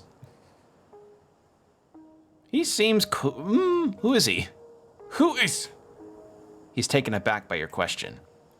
He's Asgal! Asgal the Great, the Kind, our Liberator. His legacy is as flawed and complicated as his message. So he's a big deal? Big deal! He shakes his head. He was a man, a dwarf with a conviction. To break the tyranny of kings, we are here as keepers of his legacy. I've got to ask though, is this a religion? Most certainly not, he scoffs in your general direction. Is it a cult? I don't know who you're talking to, Mr. City. I don't know who you've been talking to, Mr. Cityman, but let me assure you, Asgal was no god, or demigod, or anything related to it. He was a simple man with a dream of a fair and just society. Nothing more. Ouch, sore spot. Hey, he is infuriated, but not because of you, but because he has defended his position many times. A nobleman, huh? In the old country, yeah. That doesn't matter here. I'm just the foreman of the Tolstad district. Doesn't matter. If he's a noble, he must be rich. Foreman? I've worked my whole life for the movement. I've earned my title. He's terribly defensive. If you want to spark something out of him, you could make him angry. Tell me about yourself. Huh? Why? Good question. Leave this dumb dwarf alone. What? Why are you asking about me? Why are you so defensive? Why are you so invasive, huh? He imitates your body language. All right, have fun. Wow, a lot of learning that we can do about different characters here. I like this. And you, the orc. Behold. Ow! I can't. Can I behold again? No, I can't. If I can't behold, if I can't make the check, then it's done. Circle squares conflict. Engage. On the edge of the ruinous amphitheater, you see an orc sitting on one of the many loosened stone blocks. It looks like she's waiting for something, or someone. Exuding an air of authority around her, the large woman gives you a wry smile. Her tusks are gleaming. Not just physically imposing, this orc knows how to exert power in other ways as well. You spot the merchant's mark on her jacket sleeve, a heart with the initials of the Norvikian Freestrider Regiment. What's this? Not often we get Earthguard around here. You sure walk around like a damn advertisement with this drab uniform. As he should. She presents her palm to you. Vera is my name. I'm second in command Guild Agent of Tolstad. Nice to meet you. Yes, the handsome orc lady wants you to say a name. Be nice to her. She's a free strider. Make sure she knows you are a cleric. Do not grab her hand. That's not what that is. I'm Rung. Hello, Rung. Or Ragan? Ragan? I'm gonna say Ragan. Why is this a job interview? Yeah, it's like, this does feel like kind of interview-esque, huh? I mean, combo, literally one of the first questions I was asked when I started this demo was, what is my political affiliation? It really, like, they don't ask you that in job interviews. They aren't allowed to, but I find that very funny because the game just went right for the jugular there. Because in Disco Elysium, your political affiliation is kind of determined by your choices throughout the game, and then you're kind of led to the conclusion at the end of a certain amount of the times that you pick a certain dialogue option. But here, they just straight up ask you, right there. So I find that funny. She shoots you another smile, waiting patiently for you to say anything.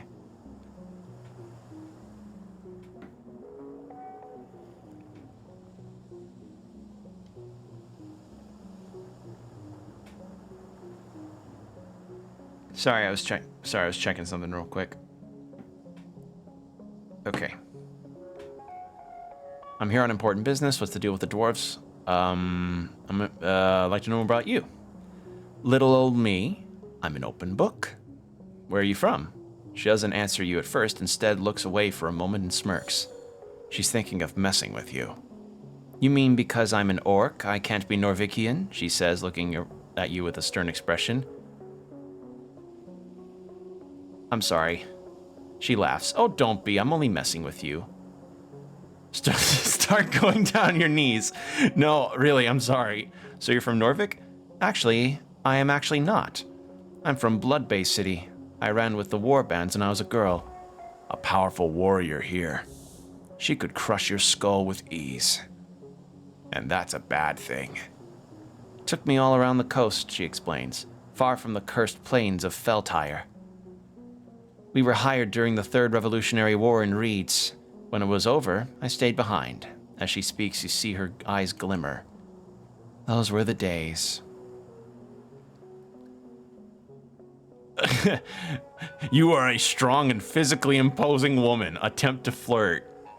I'm doing that one. She covers her mouth and tusks with a hand. She's trying not to laugh. You got one shot. She's bedazzled by your confidence. Don't fuck this up. Do it. Climb that mountain. Tell her she has nice tusks.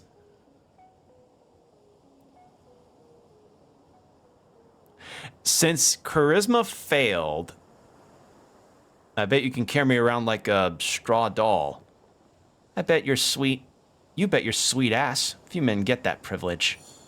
She's desperately trying not to laugh. Sweat tremors. Be wary. This could end very badly. Try to save it. Fuck! No! Your mind is blank. Literally, there's nothing that comes to mind apart from the base desires of that aspect of your psyche we don't talk about. I suppose it's time to let it rip. Just go wild. I don't care. There's nothing that can be done anyway. Lost cause. Bottoms up. Do you want to wrestle with me, a member of the Holy Order of the River of Norvik? I'm gonna cry. Tears build up, then they pour as you make a feeble attempt to hold it together. Don't worry, that stupid fucking helmet is keeping her from seeing the worst of it. Keep it in! This doesn't feel good. Vera looks at you with mouth agape, clearly unsure how to handle it. You've left me speechless. She claps her hands together. Well done. Not often that happens. Now that we're done with that, do you have anything else to ask at all? Yeah. Go ahead. So you're working for the Free Striders? This is so fucking funny. Oh, that was fucking good. I don't work for the revolution. It's just a revolution. You fool, you knew that. Maybe. I'm working for the Ascani Reeds Trading Company. We promote the Free Strider ideals in Ascan. Currently, we focus on making sure this election process goes smoothly, along with other economic concerns. I enjoy working for them very much. Perhaps not so much on slow days like this, but alas. Sorry, I don't really know anything about this. You see, I'm apolitics. I like the election, but you're going to lose. I wouldn't. I don't know. I don't know what the stakes is. I don't know whose side is on who. Thank you for bringing free striderism.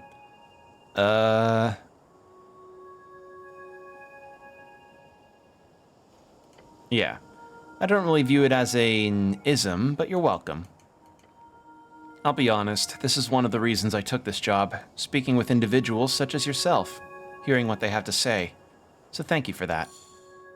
She is being genuine. Done asking questions. Oh, silly me, talking about myself all the time. What about you? I'm a literal walking corpse. Necromancy isn't unheard of, but... who am I to judge? Be undead if you want to. What's the deal with the dwarves? Oh, them? Complicated as anything.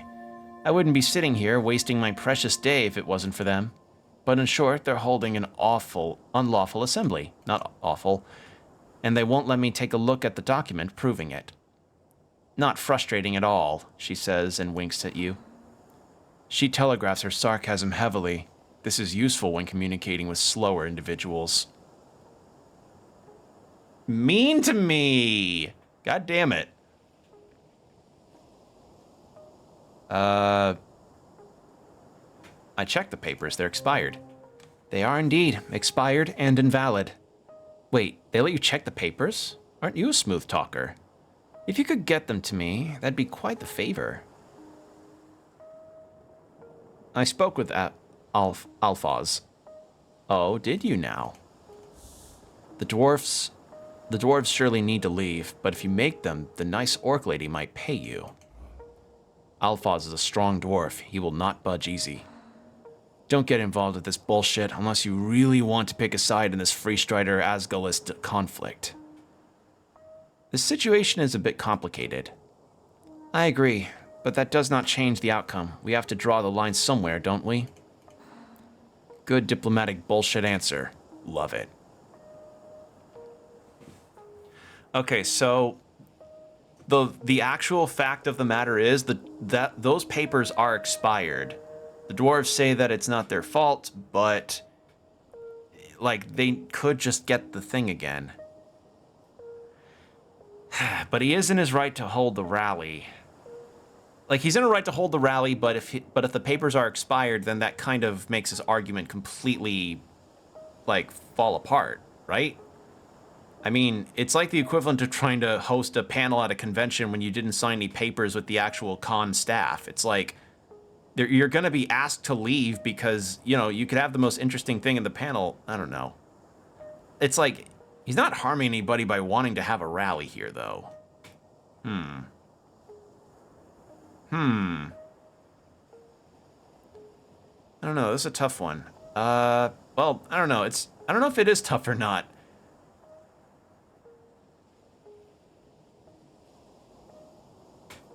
I'm gonna say entirely right to have his rally.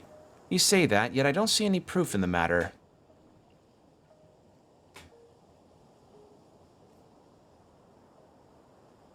It's just a clerical error. The real date is today. I don't care if there's an error or who made it. The papers say one thing, and that is the thing we follow. The law is more flexible than that. Yeah, sure. Tell that to the magistrates.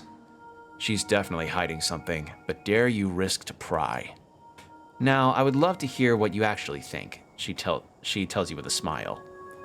Figure out why she won't let this go. Natural fucking 20. You get a feeling of unease as you imagine this from her perspective. A formidable woman with lots of pride. Her accomplishments are glorious. She's achieved so much, yet sitting here performing this meaningless task? It is not meaningless. It is terribly important. Stopping this rally will show the ineffectiveness of the Asgals once more. It will make them restless and annoyed, perhaps making them lash out in the tunnels. That would be even more bad press for their cause. All of this right before the election. And worst of all, she enjoys it. You just want to stop them from spreading their message, is that right? She laughs. I couldn't care one bit about their silly message. It's about what is right. No, it's about money and power, nothing else. Agent Vera, you're going about this the wrong way. Oh? You know her nature now. To de-escalate is simple. The dwarves are stubborn. You know this. Agreed. But you must see how... Leave this place. The dwarves will not hold their rally. They are proud, and they are not... They are proud, but they are not stupid. She stares at you, waiting for you to continue. Were you to go away, admit soft defeat, they will not hold their rally. They will leave as well. She hums to herself. You speak this with such confidence. You know it as well as I do. She leans on her hand, glancing over to the working dwarves. I never liked diplomats. She stands up, her figure towering over you. Little Uthgard, or cleric, or whatever you are, tell your friends they win. I'm done playing. Wait. Yeah, that needs to be I'm done playing. She grabs you by the cuffs, pulling you closer. Being dragged around by this creature makes your innards churn. She stares into the slits of your helmet. Don't expect any assistance. She releases you from her grip with a foul expression on her face, then she walks away, down the stairs. That woman is magnificent. You may have made a glorious opponent on this day. You fool, the Free Striders could have been a great help. You should go grovel before her to make up for this silliness. She listened to the reason, but she did not like it. Interesting. Go inform the dwarves. This is good stuff. Let's eat that apple because I am down to 2 health. Because I took 2 damage when I tried to ask her out, and then I started to get scared and cry. Oh, that's funny. This game's funny. I like it. What's this? Under construction. Have a potion. drink of some kind. Ooh, what is that? A refreshing beverage, blessed by divinity. Why else would it burn so good? Grants a minor constitution increase for a week. Okay, so this game takes place over the course of a long while. I see.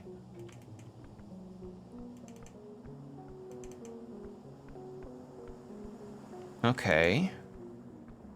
There's a lot around here, and I'm guessing that's another under construction. Under construction, have a potion. Okay, so yeah, this is all stuff that has not been created yet.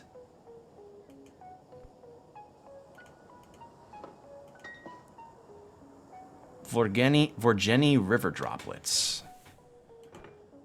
A vial of blessed river water from Vorgeni, land of giants. Popular among the Earthguard, it's usually labeled as not blood.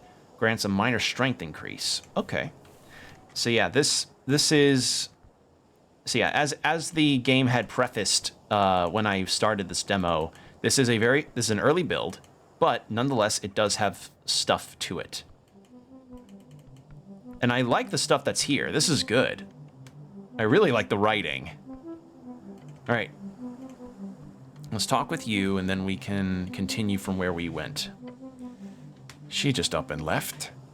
The dwarf looks at you stunned silence. Alphaz smirks and bellows out. The beast is felled, boys! They all cheer. Stay silent. Amazing work to just have her walk off like that. I've never seen an Earthguard dispense justice in such a guided manner. Truly a wonder to behold. The dwarves quiet down after a series of hugs and roars. They look at one another, and then their leader. So, the older one speaks up. What now? Well, you hold the rally, right? The PPG is still expired, I'm sorry to say. Annoying, but true. He nods. Shit. We can't stay. The dwarves grumble. We can't stay. Pack it up, boys. We're heading off. Wise move, Alphaz. Sure, he mumbles. Not much choice when we're getting screwed from every side. I'm not the type of fool to fight battles I cannot win. The dwarf turns to you and sticks a finger in your face. You're a strange lad, but I see some good in you. If you want to make some real change on Tolstad, then join us. Find us down on the crossing.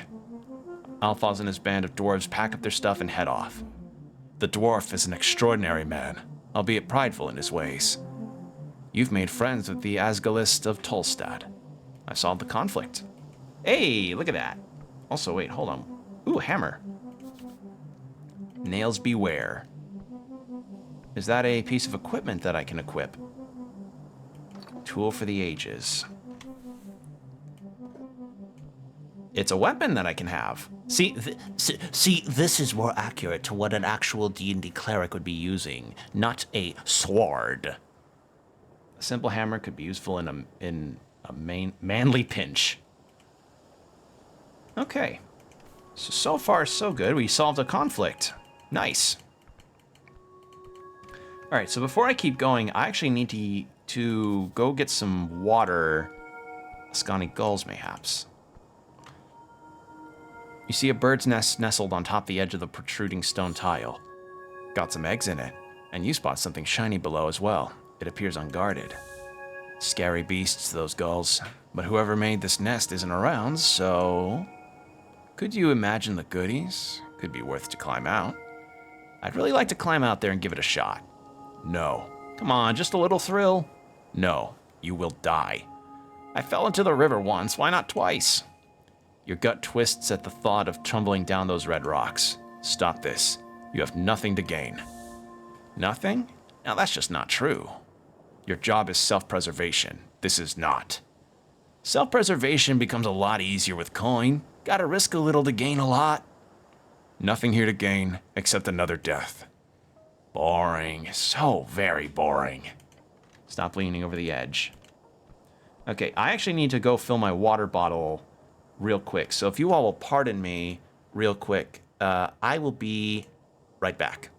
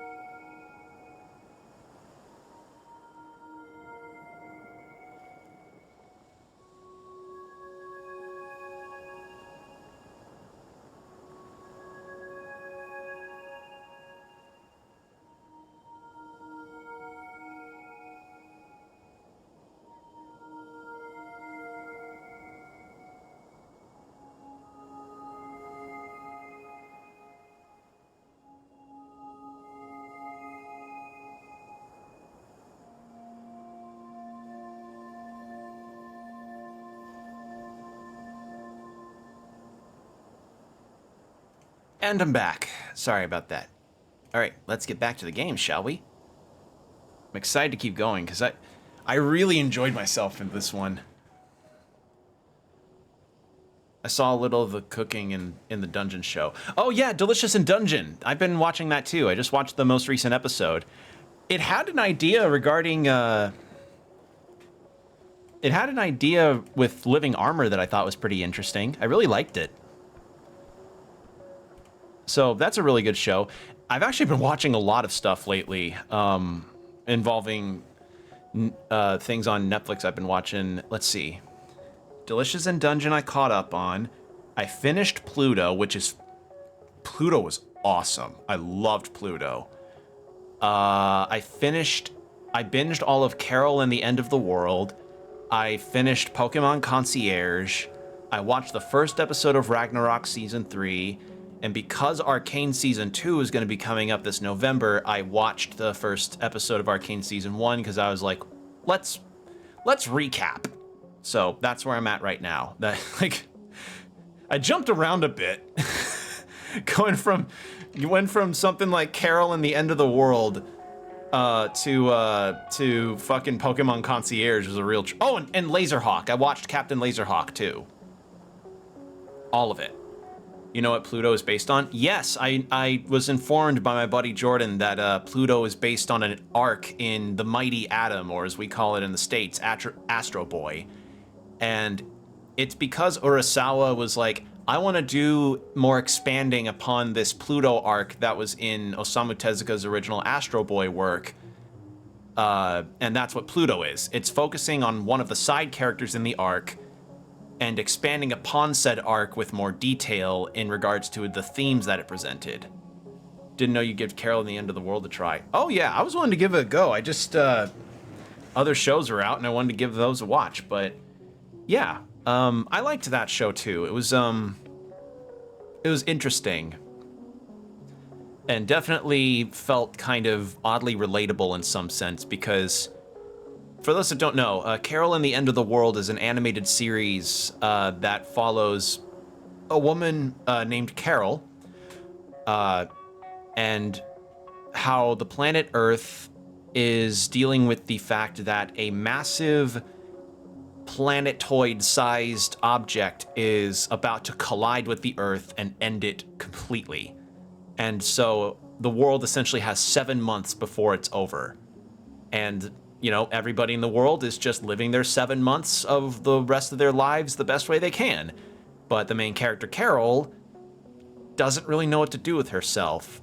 And the series is about her kind of finding that place, finding her life, essentially, and living the best life that she wants before the end.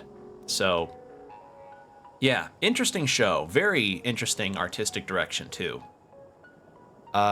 Delicious in Dungeon, as I said, that's been fun, and I like the characters a lot, because it feels like an actual D&D party idea. Let's see, Laserhawk was fun. Definitely felt like the biggest love letter to old Ubisoft ever, and I mean old Ubisoft before they were current Ubisoft, like pre Assassin's Creed. Was it Unity? Yeah, like back in the early PS3 to PS2 era Ubisoft, like that stuff. It felt like a celebration of that good stuff. I didn't expect to end up finding a favorite in the Bullfrog. And as for Pokemon Concierge, I mean, it's a stop motion Pokemon series, and it was cute, well done, and I want to track down that Bulbasaur in the show for this. That was because I'm confident that's not just CG. There's no way it could, like, I mean, it may have been, but if it was CG, they made it convincingly look like it was stop motion with models and everything. Ah, God, it was cute. It was cute. I liked it, and Psyduck was an interesting choice for a main Pokemon, but I like him. I liked Psyduck.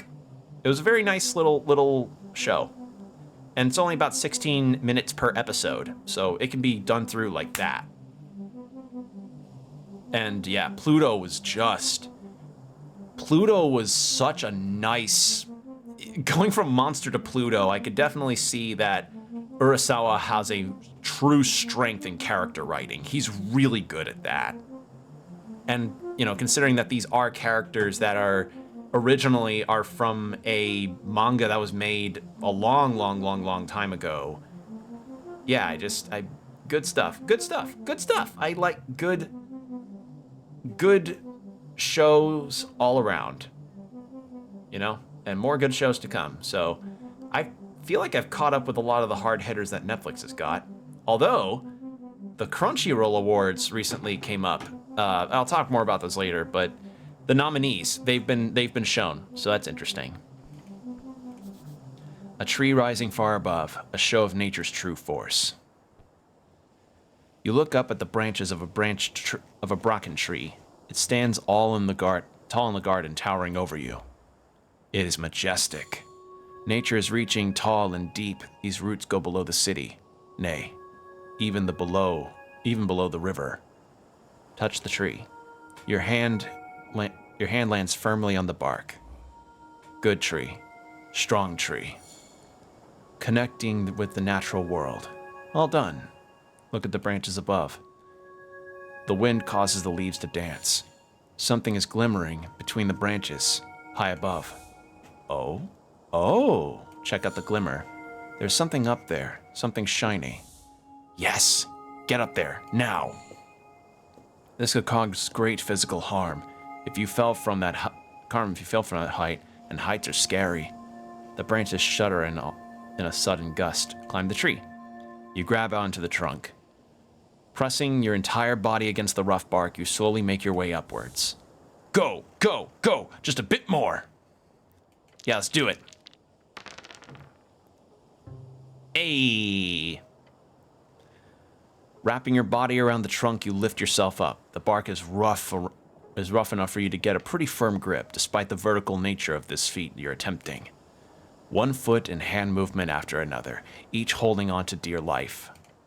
You take a deep breath and reach up, finally getting a hold of the upper branches. You've done it. Heaving yourself the last way, you get a view you did not expect. A bird's nest, unguarded, full of shiny trinkets. Jackpot! Grab the ring. Ooh! Silverware of the finest kind, with a black stone at its center. Grab the coins. Several crowns going straight into your pocket. Thanks, birds. Grab the polished stone. The bleached white and polished rock doesn't look too valuable until it's in your palm. It's magic, baby. Get back down.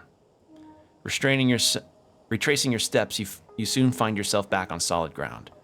The leaves are quite big. What's a bracken tree? Like a birch, but thicker.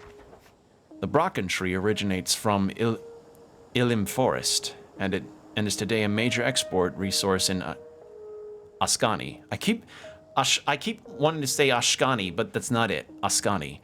It is quick to grow and flexible in its usage. And Ilim Forest, the great woods covering most of the border between Ascan and Reeds, is the domain of the Ilim elves. Bye, tree. Well, with that, we've got Ring of Protection. Yeah, nice Constitution bonus. An iron band covered in strange symbols. Touching it sends a tingle down your spine. It protects you somehow. But yeah, I liked Captain Laserhawk because, I mean, in the end, it just felt like a nice action romp with some nice character moments. And Adi Shankar's work has kind of proven that he knows what he does.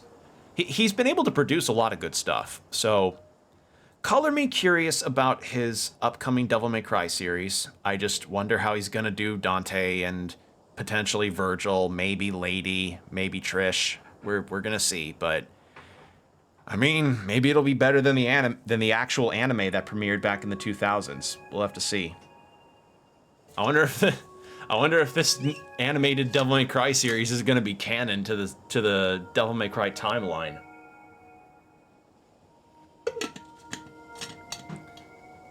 But yeah, there's a lot of There's a lot of potential other shows that are coming out soon, too. But Arcane, the Devil May Cry one. There was that Lara Croft animated series, but I'm not much of a Tomb Raider guy. Point is, there's a few things, but the Crunchyroll Awards in particular are also... They're there, but I'm not really... Vinland Saga got nominated for 5 of them, so they at least have... They know good quality stuff when they seize it, you know?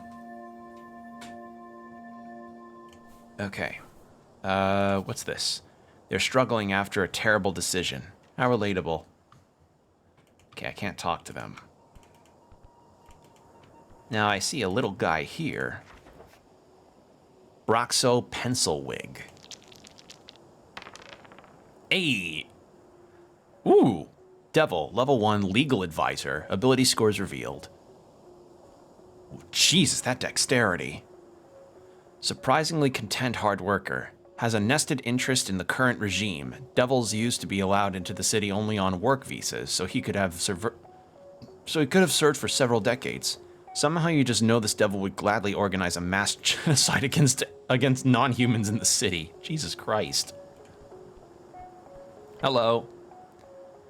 You raise your head towards the sky. Above you sits a tiny red creature. His wings flutter faintly in the wind. The fiend throws a quick glance your way. He's annoyed. Staring at a piece of paper, he does not acknowledge your presence. Hello, I'm from the local government. A sigh escapes the fiend's maw. He slowly puts down the paper. The paper is actually a torn-out page from a magazine. I paid my taxes. You can move on. He can always pay more. Well done, citizen. I'm not from the Titty House. You're not? The fiend says and glares at you. Wait, he says, leaning in to get a good look at you. Uthgard? A cleric? Hell's you doing here? That reaction. Your presence is uncommon. You can go wherever you want. Fuck off. I'm not allowed on Tolstad? Of course you're allowed, just not often you guys are here. I, for one, am very happy for your presence here. This place has gone downhill since the city let the goblins and freestriders run amok. Oh no, the devil's a kiss ass. We need some damn order in this place. Wise words. So if you need any legal advice, just let me know. He gives you a tiny, sharp smirk. You should be wary of the fact that this is literally a devil. A good little devil. Don't take advice from an evil parasite. It'll come back to bite you. You can hear out any advice, but just don't listen to it blindly. Are you a barrister? No, I have no legal position within the city. I'm just fairly knowledgeable in the magistrate's code. So he works with city law. Ask him for details. He shows you a foul grin. So what type of work do you do? If you love what you do, you will never work a day in your life, he says with a smirk. So what do you do? Me? I do scribing most days. Got some connections within the palace. And believe me, whew, that's gotten me through some tough times. See, whenever some rich assholes need a legal draft in a hurry, who do they send for? The guy with the wings, that's who. Sounds always on call, huh? For sure, but I get around quick. What do you do in your spare time? Calligraphy. A true man knows the value of lettering.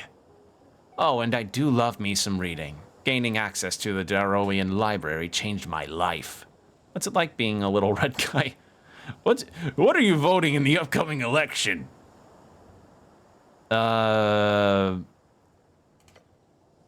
want an honest answer or the one I tell my clients? Whichever's the shortest. Okay, your answer? I don't like it. But I'm stuck like this, not going to get a promotion anytime soon exactly. Then what can you do? Live life as this imp and you'll be content as well. Tell me about these promotions. Sorry, forgot not everyone knows how devil can work. Let's put it like this. Devils have a ranking system. Some are lower and some are higher. Only way to get higher and metamorphose into a more powerful creature is to be promoted by someone with a higher rank. But hey, could be worse, he says and cackles. Could be a demon. What are your thoughts on the What am I election? voting for? Same as you. The good guys. And that means the city. Duh. The elites are quite literally feeding my trove at this point. You think I'd vote for someone to topple them? Voting in his self-interest, as anyone reasonable would do. Interesting. So you're being selfish in your voting. just poke at him. Yeah, who wouldn't be? You think those dwarves would be voting for some hippie Asgalith if they were the ones in the palaces? I don't think so. Not for a second. Anyway, you wanted something? I'm done. He throws up his little arms in the air. It's over, by the gods. So dramatic. Love the little guy. Citizen? Shepherd? Citizen? Kitty. A black cat. Glorious creature. I'm gonna have to check some screen tearing stuff. On the ledge overlooking the garden, you spot a black cat. Calm as can be, it doesn't even care that you stomp up next to it. Behold the cat, a legendary trickster of Norvik. Alarm from the local government. The cat lifts its head, its dark eyes squint at you for a second, sniffs in the air, and then ignores you once again. Wisdom comes from knowing when to act, and when not to. This cat does not care for you in the slightest. Pet it or something? I don't know. Success. If you wish to hold a proper conversation with this magnificent creature, you need to find the first level spell Speak with Animals. Speak with Animals. A first level divination spell gains you the ability to comprehend and verbally commute with beasts. These conversations can be surprisingly insightful. Pet the cat. Pet the cat. You reach towards the cat's head. It meets your palm and nuzzles up against it. His grimace is unmatched. If you were a cat, you'd never have trouble again. Enjoy your day, citizen. Citizen? I'm gonna do a little check real quick. UI quality. Okay, I'm having... You're probably not seeing it, but I have some screen tearing on my end. And I cannot seem to figure out why that is the case.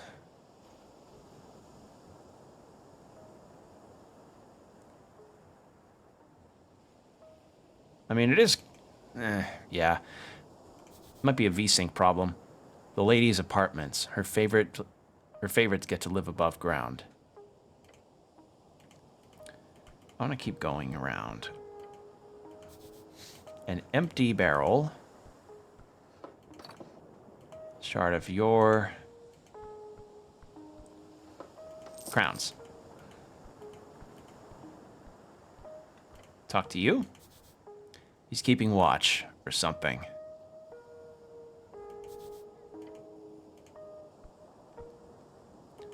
Yeah, so I can't talk to every person here. Old faded posters nailed to the wall, they're unreadable. And actually readable posters, they're still kind of old. Ooh, can talk to you. Nearly. Goblin Forest. Goblin Forest. Another goblin. This one is looking to escape.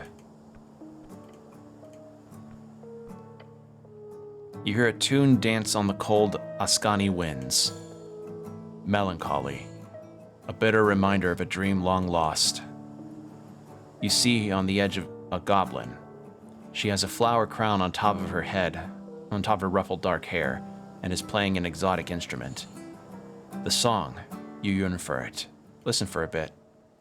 Oh, those poor few dreams, wrought in zeal and doubt. Shepherds brought far to western shores, our hardy, cradled by glorious river, or gracious river.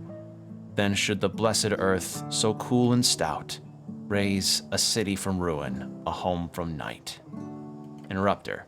The moment you open your mouth to speak, the goblin stops plucking her strings. Ah!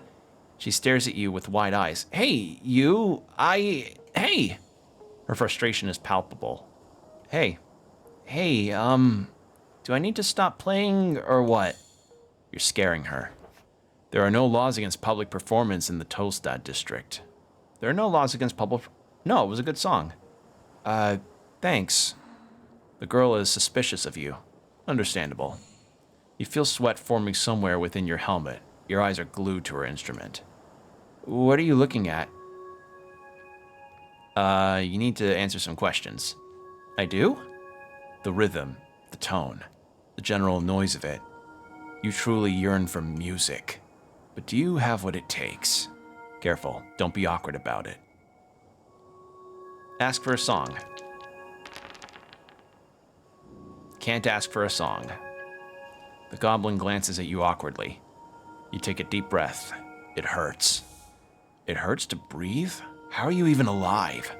Hello? Hold on, I'm having a moment. Okay. Now, demand it. The corpse requires it. It needs music. Sing me a song, goblin. Her eyes turn dark. You think I'd take requests? Yes, please.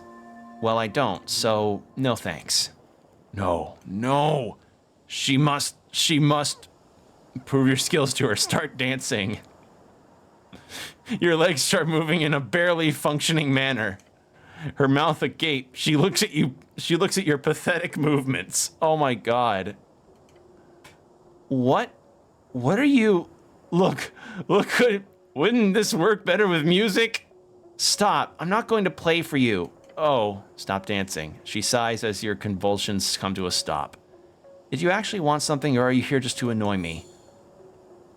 Ask her about the flowers on your head. About the flowers, yeah? What is it? Just some flowers I picked. Why do you ask? It's cool, I like it. Thank you. It took some time to bind them together. Why didn't you say the correct thing? Don't you want it? Are you a local bard? Wouldn't use that term. I'm just a player. Make a living in the taverns. Why not call yourself a bard? Because it's weird. Because it's weird? You don't go around calling yourself prophet, do you? No, of course not. That would be weird. Right? I'm just not playing around here. Good living? She gets a look of disgust on her face. No, you don't want a good living? Of course, it'd be sweet. But that's not really how things work out here. She holds resentment, constrained. I'm an artist. I get enough to keep working on my tunes. Not a crown more. Sounds like a bard to me. What's that wooden thing you're holding? It's an instrument? Is that helmet on backwards? Rude, it's not. To be precise, it's an Elysian lute. It's said to act as a tiny portal to the Fey realm when played just right. Sounds wonderful. It is. She glances at you, almost as if she's worried you're going to steal it. It could be worth something. Don't steal from hungry artists on the street. Yeah, please don't. Please do not hear. No steal. Cleric bad at sleight of hand checks. I have some questions. Great. What was that song?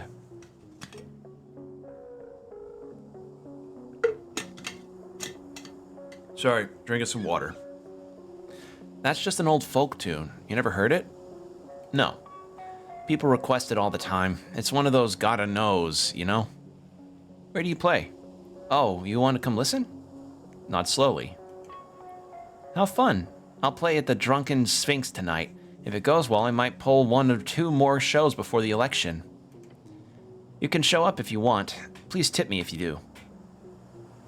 What are you voting in the upcoming election? That's a question. Why do you ask? I'm just interested. Okay, but you do see how you asking that is a bit, what do you say, pointless? Huh, really? Yeah, really. If a citizen cleric comes up to someone and asks them for their political opinion, it would take a very special kind of person to not just say what the cleric wants to hear. What I want to hear? Yeah, you have a bias, obviously. You mean the whole working for the city thing? That's no biggie. She holds out a claw with a confused expression on her face. Uh-huh. So getting money from one of the electoral powers won't make you biased. That doesn't mean I like their politics. Jesus Christ. Wow, this went right for the throat. Holy shit. Really? Then what is your politics? Be careful now. If you get it right, she might grant you more information. Wait. Who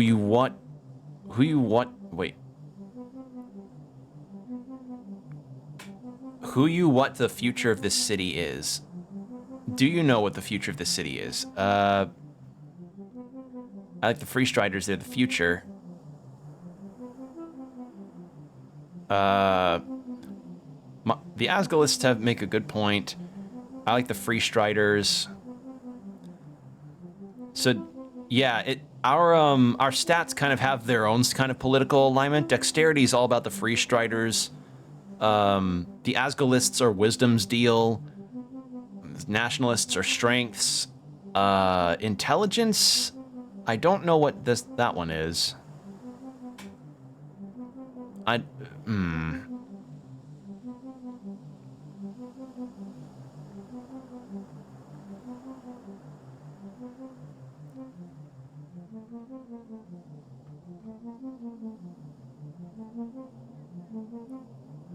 Cleric of communism. Sure, one good point, and the rest is a bunch of bullshit. But hey, at least you're not a fascist. Can I keep playing now? That's all for now. Okay, bye. Yeah, at least I'm not a fascist.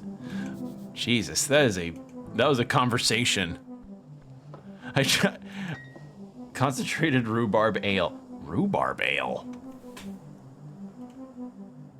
Ascani Classic, said to contain a slow-working alcoholic liquid with no downsides. Probably a scam. Grants a minor charisma increase for a week. Jesus. Imagine that. Imagine a liquor that makes you feel drunk for a week. Okay, well, so far this has gotten... I do like the writing style in this. This is pretty interesting. What's that? Nature seeps through the cracks. Anything else here? No. Because, yeah, I made a bit of an enemy with the Free Striders by getting them to leave, to let the dwarves do their thing. But I was able to, prepare spells. So maybe I should prepare Cure Wounds instead, and then let's see what spellcasting looks like.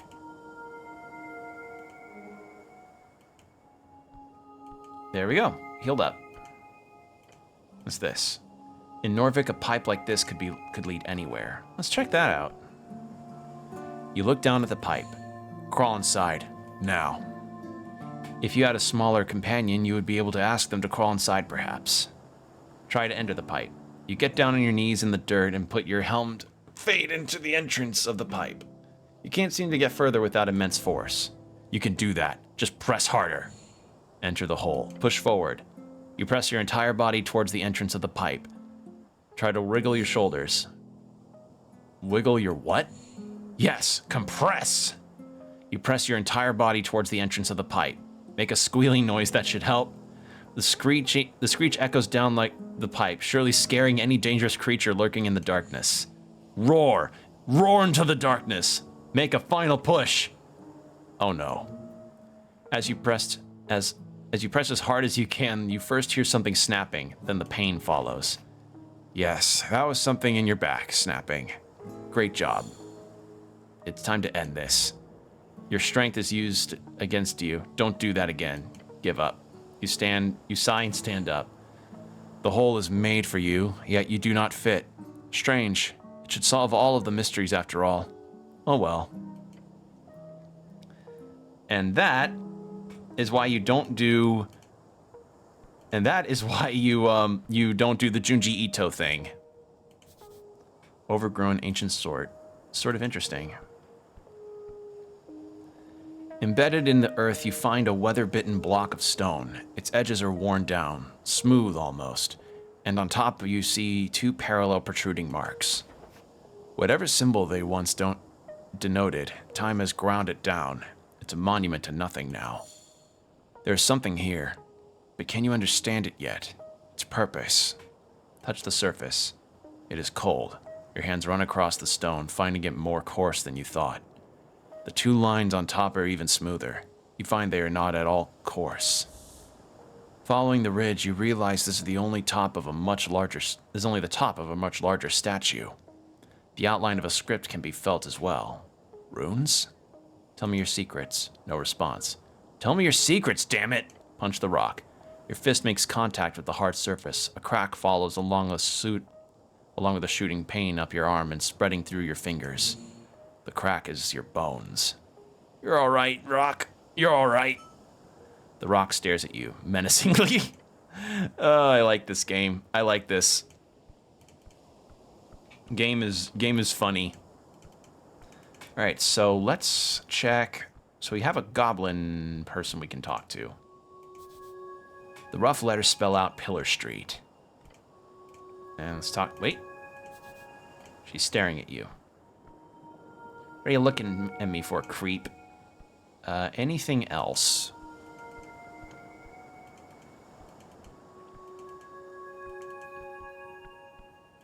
So we helped the dwarves. We talked to the orc lady. I don't know if are the dwarves just gone completely, or yes, they are. That's an unfinished spot of the map. Ooh, there's something over here. Who left this bucket here? Bucket. Is it a helmet I can... Oh my god. Well, I now know that I can do that. That's fun.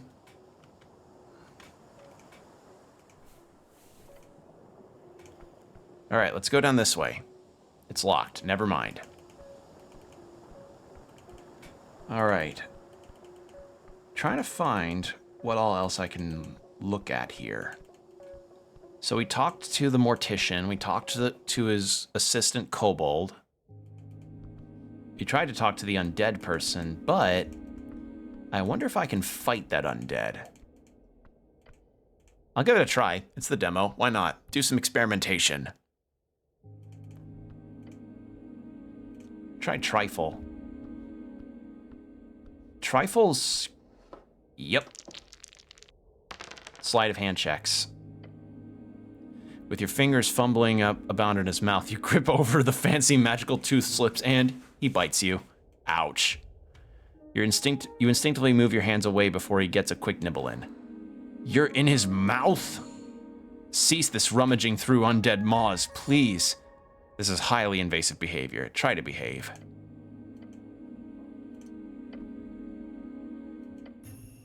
Yes, deal with this foul creature. Dexterity, roll initiative. Ow. So it's got a -2 on its dex. The slow zombie just stands there. No, he's reacting. It's just taking some time. Your turn. Show him no mercy. Okay, so we do have combat. It's just like this, not like in Baldur's Gate. Shove him. Keep your composure. Wait. Hold up close and hold up a closed fist and say, "Here, look at this." Then quickly try to trip him.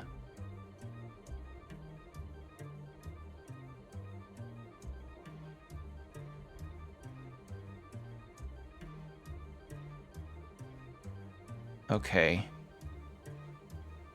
Let's try the Constitution.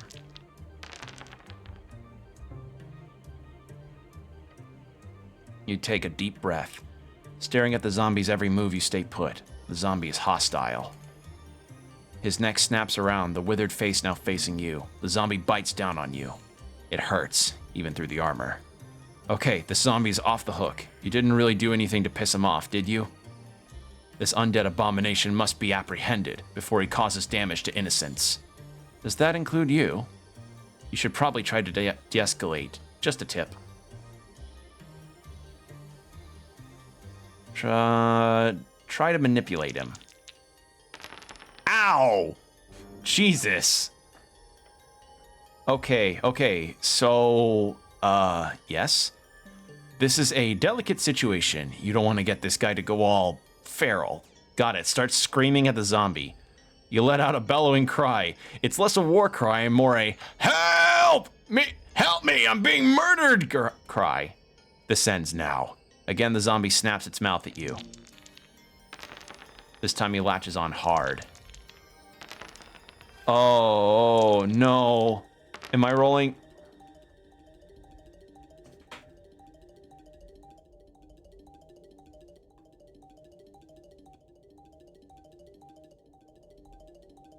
You know what? I don't think there's any funnier way for me to end this demo section than getting killed. Normally, you'd have to reload here and try another approach, but for the sake of the demo, you'd get a divine intervention. Just try not to die again, okay? Okay, nope, never mind, I do get resurrected. That's gonna be a bruise tomorrow. Why aren't you dodging? All right. Just pretend you're his master. You kept calm. There. Okay, I thought I was gonna get booted to the title screen. You're ready. Dominate this creature. Serve me, abomination! It stares at you. The erratic movements replaced with an ominous stillness. You've got its attention now. Its attention. Now hit it again with an order. I order you to... Well, what do you want him to do? Leave this place. Knock yourself out. The zombie stares at you in silence for a few seconds. Then it punches itself in the face. You stare at the now unmoving creature. The craven's way, but efficient. Now go loot him. Yoink. And now I can go down this way. You know, I have to say, this is a very substantial demo. I really like that. A shut door, it has a keyhole. It's locked. All right, well, what's down here? We'll check this, and then I think that may be the end because I can't think of many other places I can go right now. Glowing mushrooms must be tasty.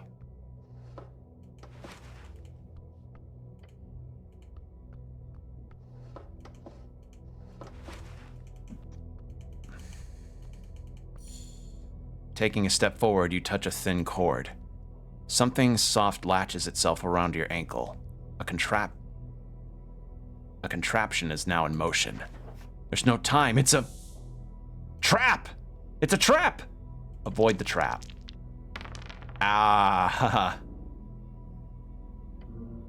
It tightens around your boot. With a violent tug, you're forced to the ground, hitting the back of your head on the steps. Before you can even react, your entire body has been dragged over the edge. No, no, no, no, no, no! You're falling, but not far. With a painful snap, your descent is stopped, and now you're simply left hanging. Seems like I'm in a bit of a pickle. You don't say. How long can I hang like this? Not long. Your skull is pooling. Within minutes, you will lose control of your mind. Look at the rope. You see how it's connected to a series of pitons wedged below and in the side of the stone walkway. Next to you is a hanging rock. It acts as a counterweight. You had no chance of noticing it before it went off either. The trigger must have been a hair-fine cord or something. Gave you less than a second to react. Call for help. Uh-huh. So what's the plan here? You're going for a somebody help or just a guttural fear-induced howl? Somebody help! Your voice echoes up and down the stone spiral. After a few seconds, it fades. No one will hear you, sorry to say. Pull myself up. That should do it. A final deep breath. You feel the numbness spread as you heave upwards, one gloved hand grabbing the rope, then another.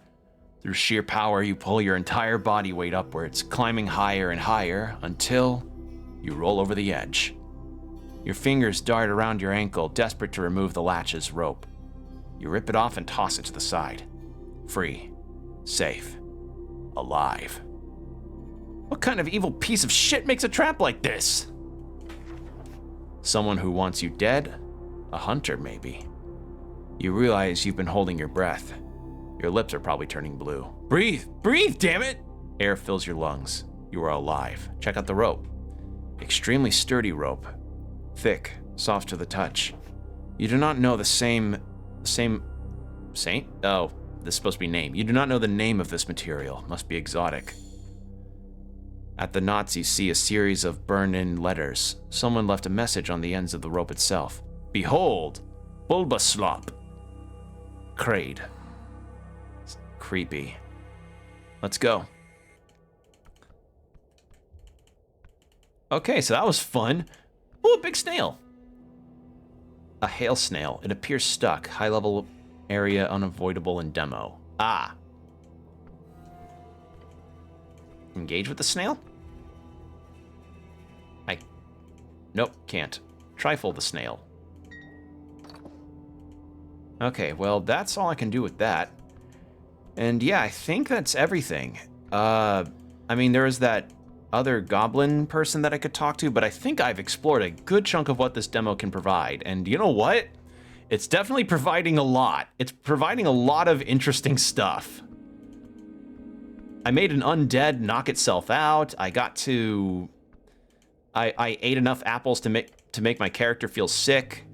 I talked to some people and learned more about the world. This was really interesting. So let's go surface side, and I think that'll be it for this section. All right, well, that was a lot of fun, I have to say. So this was Esoteric Ebb. So make sure to give this game a go. Give this a wish list, because I think there's a lot of really cool potential in this one.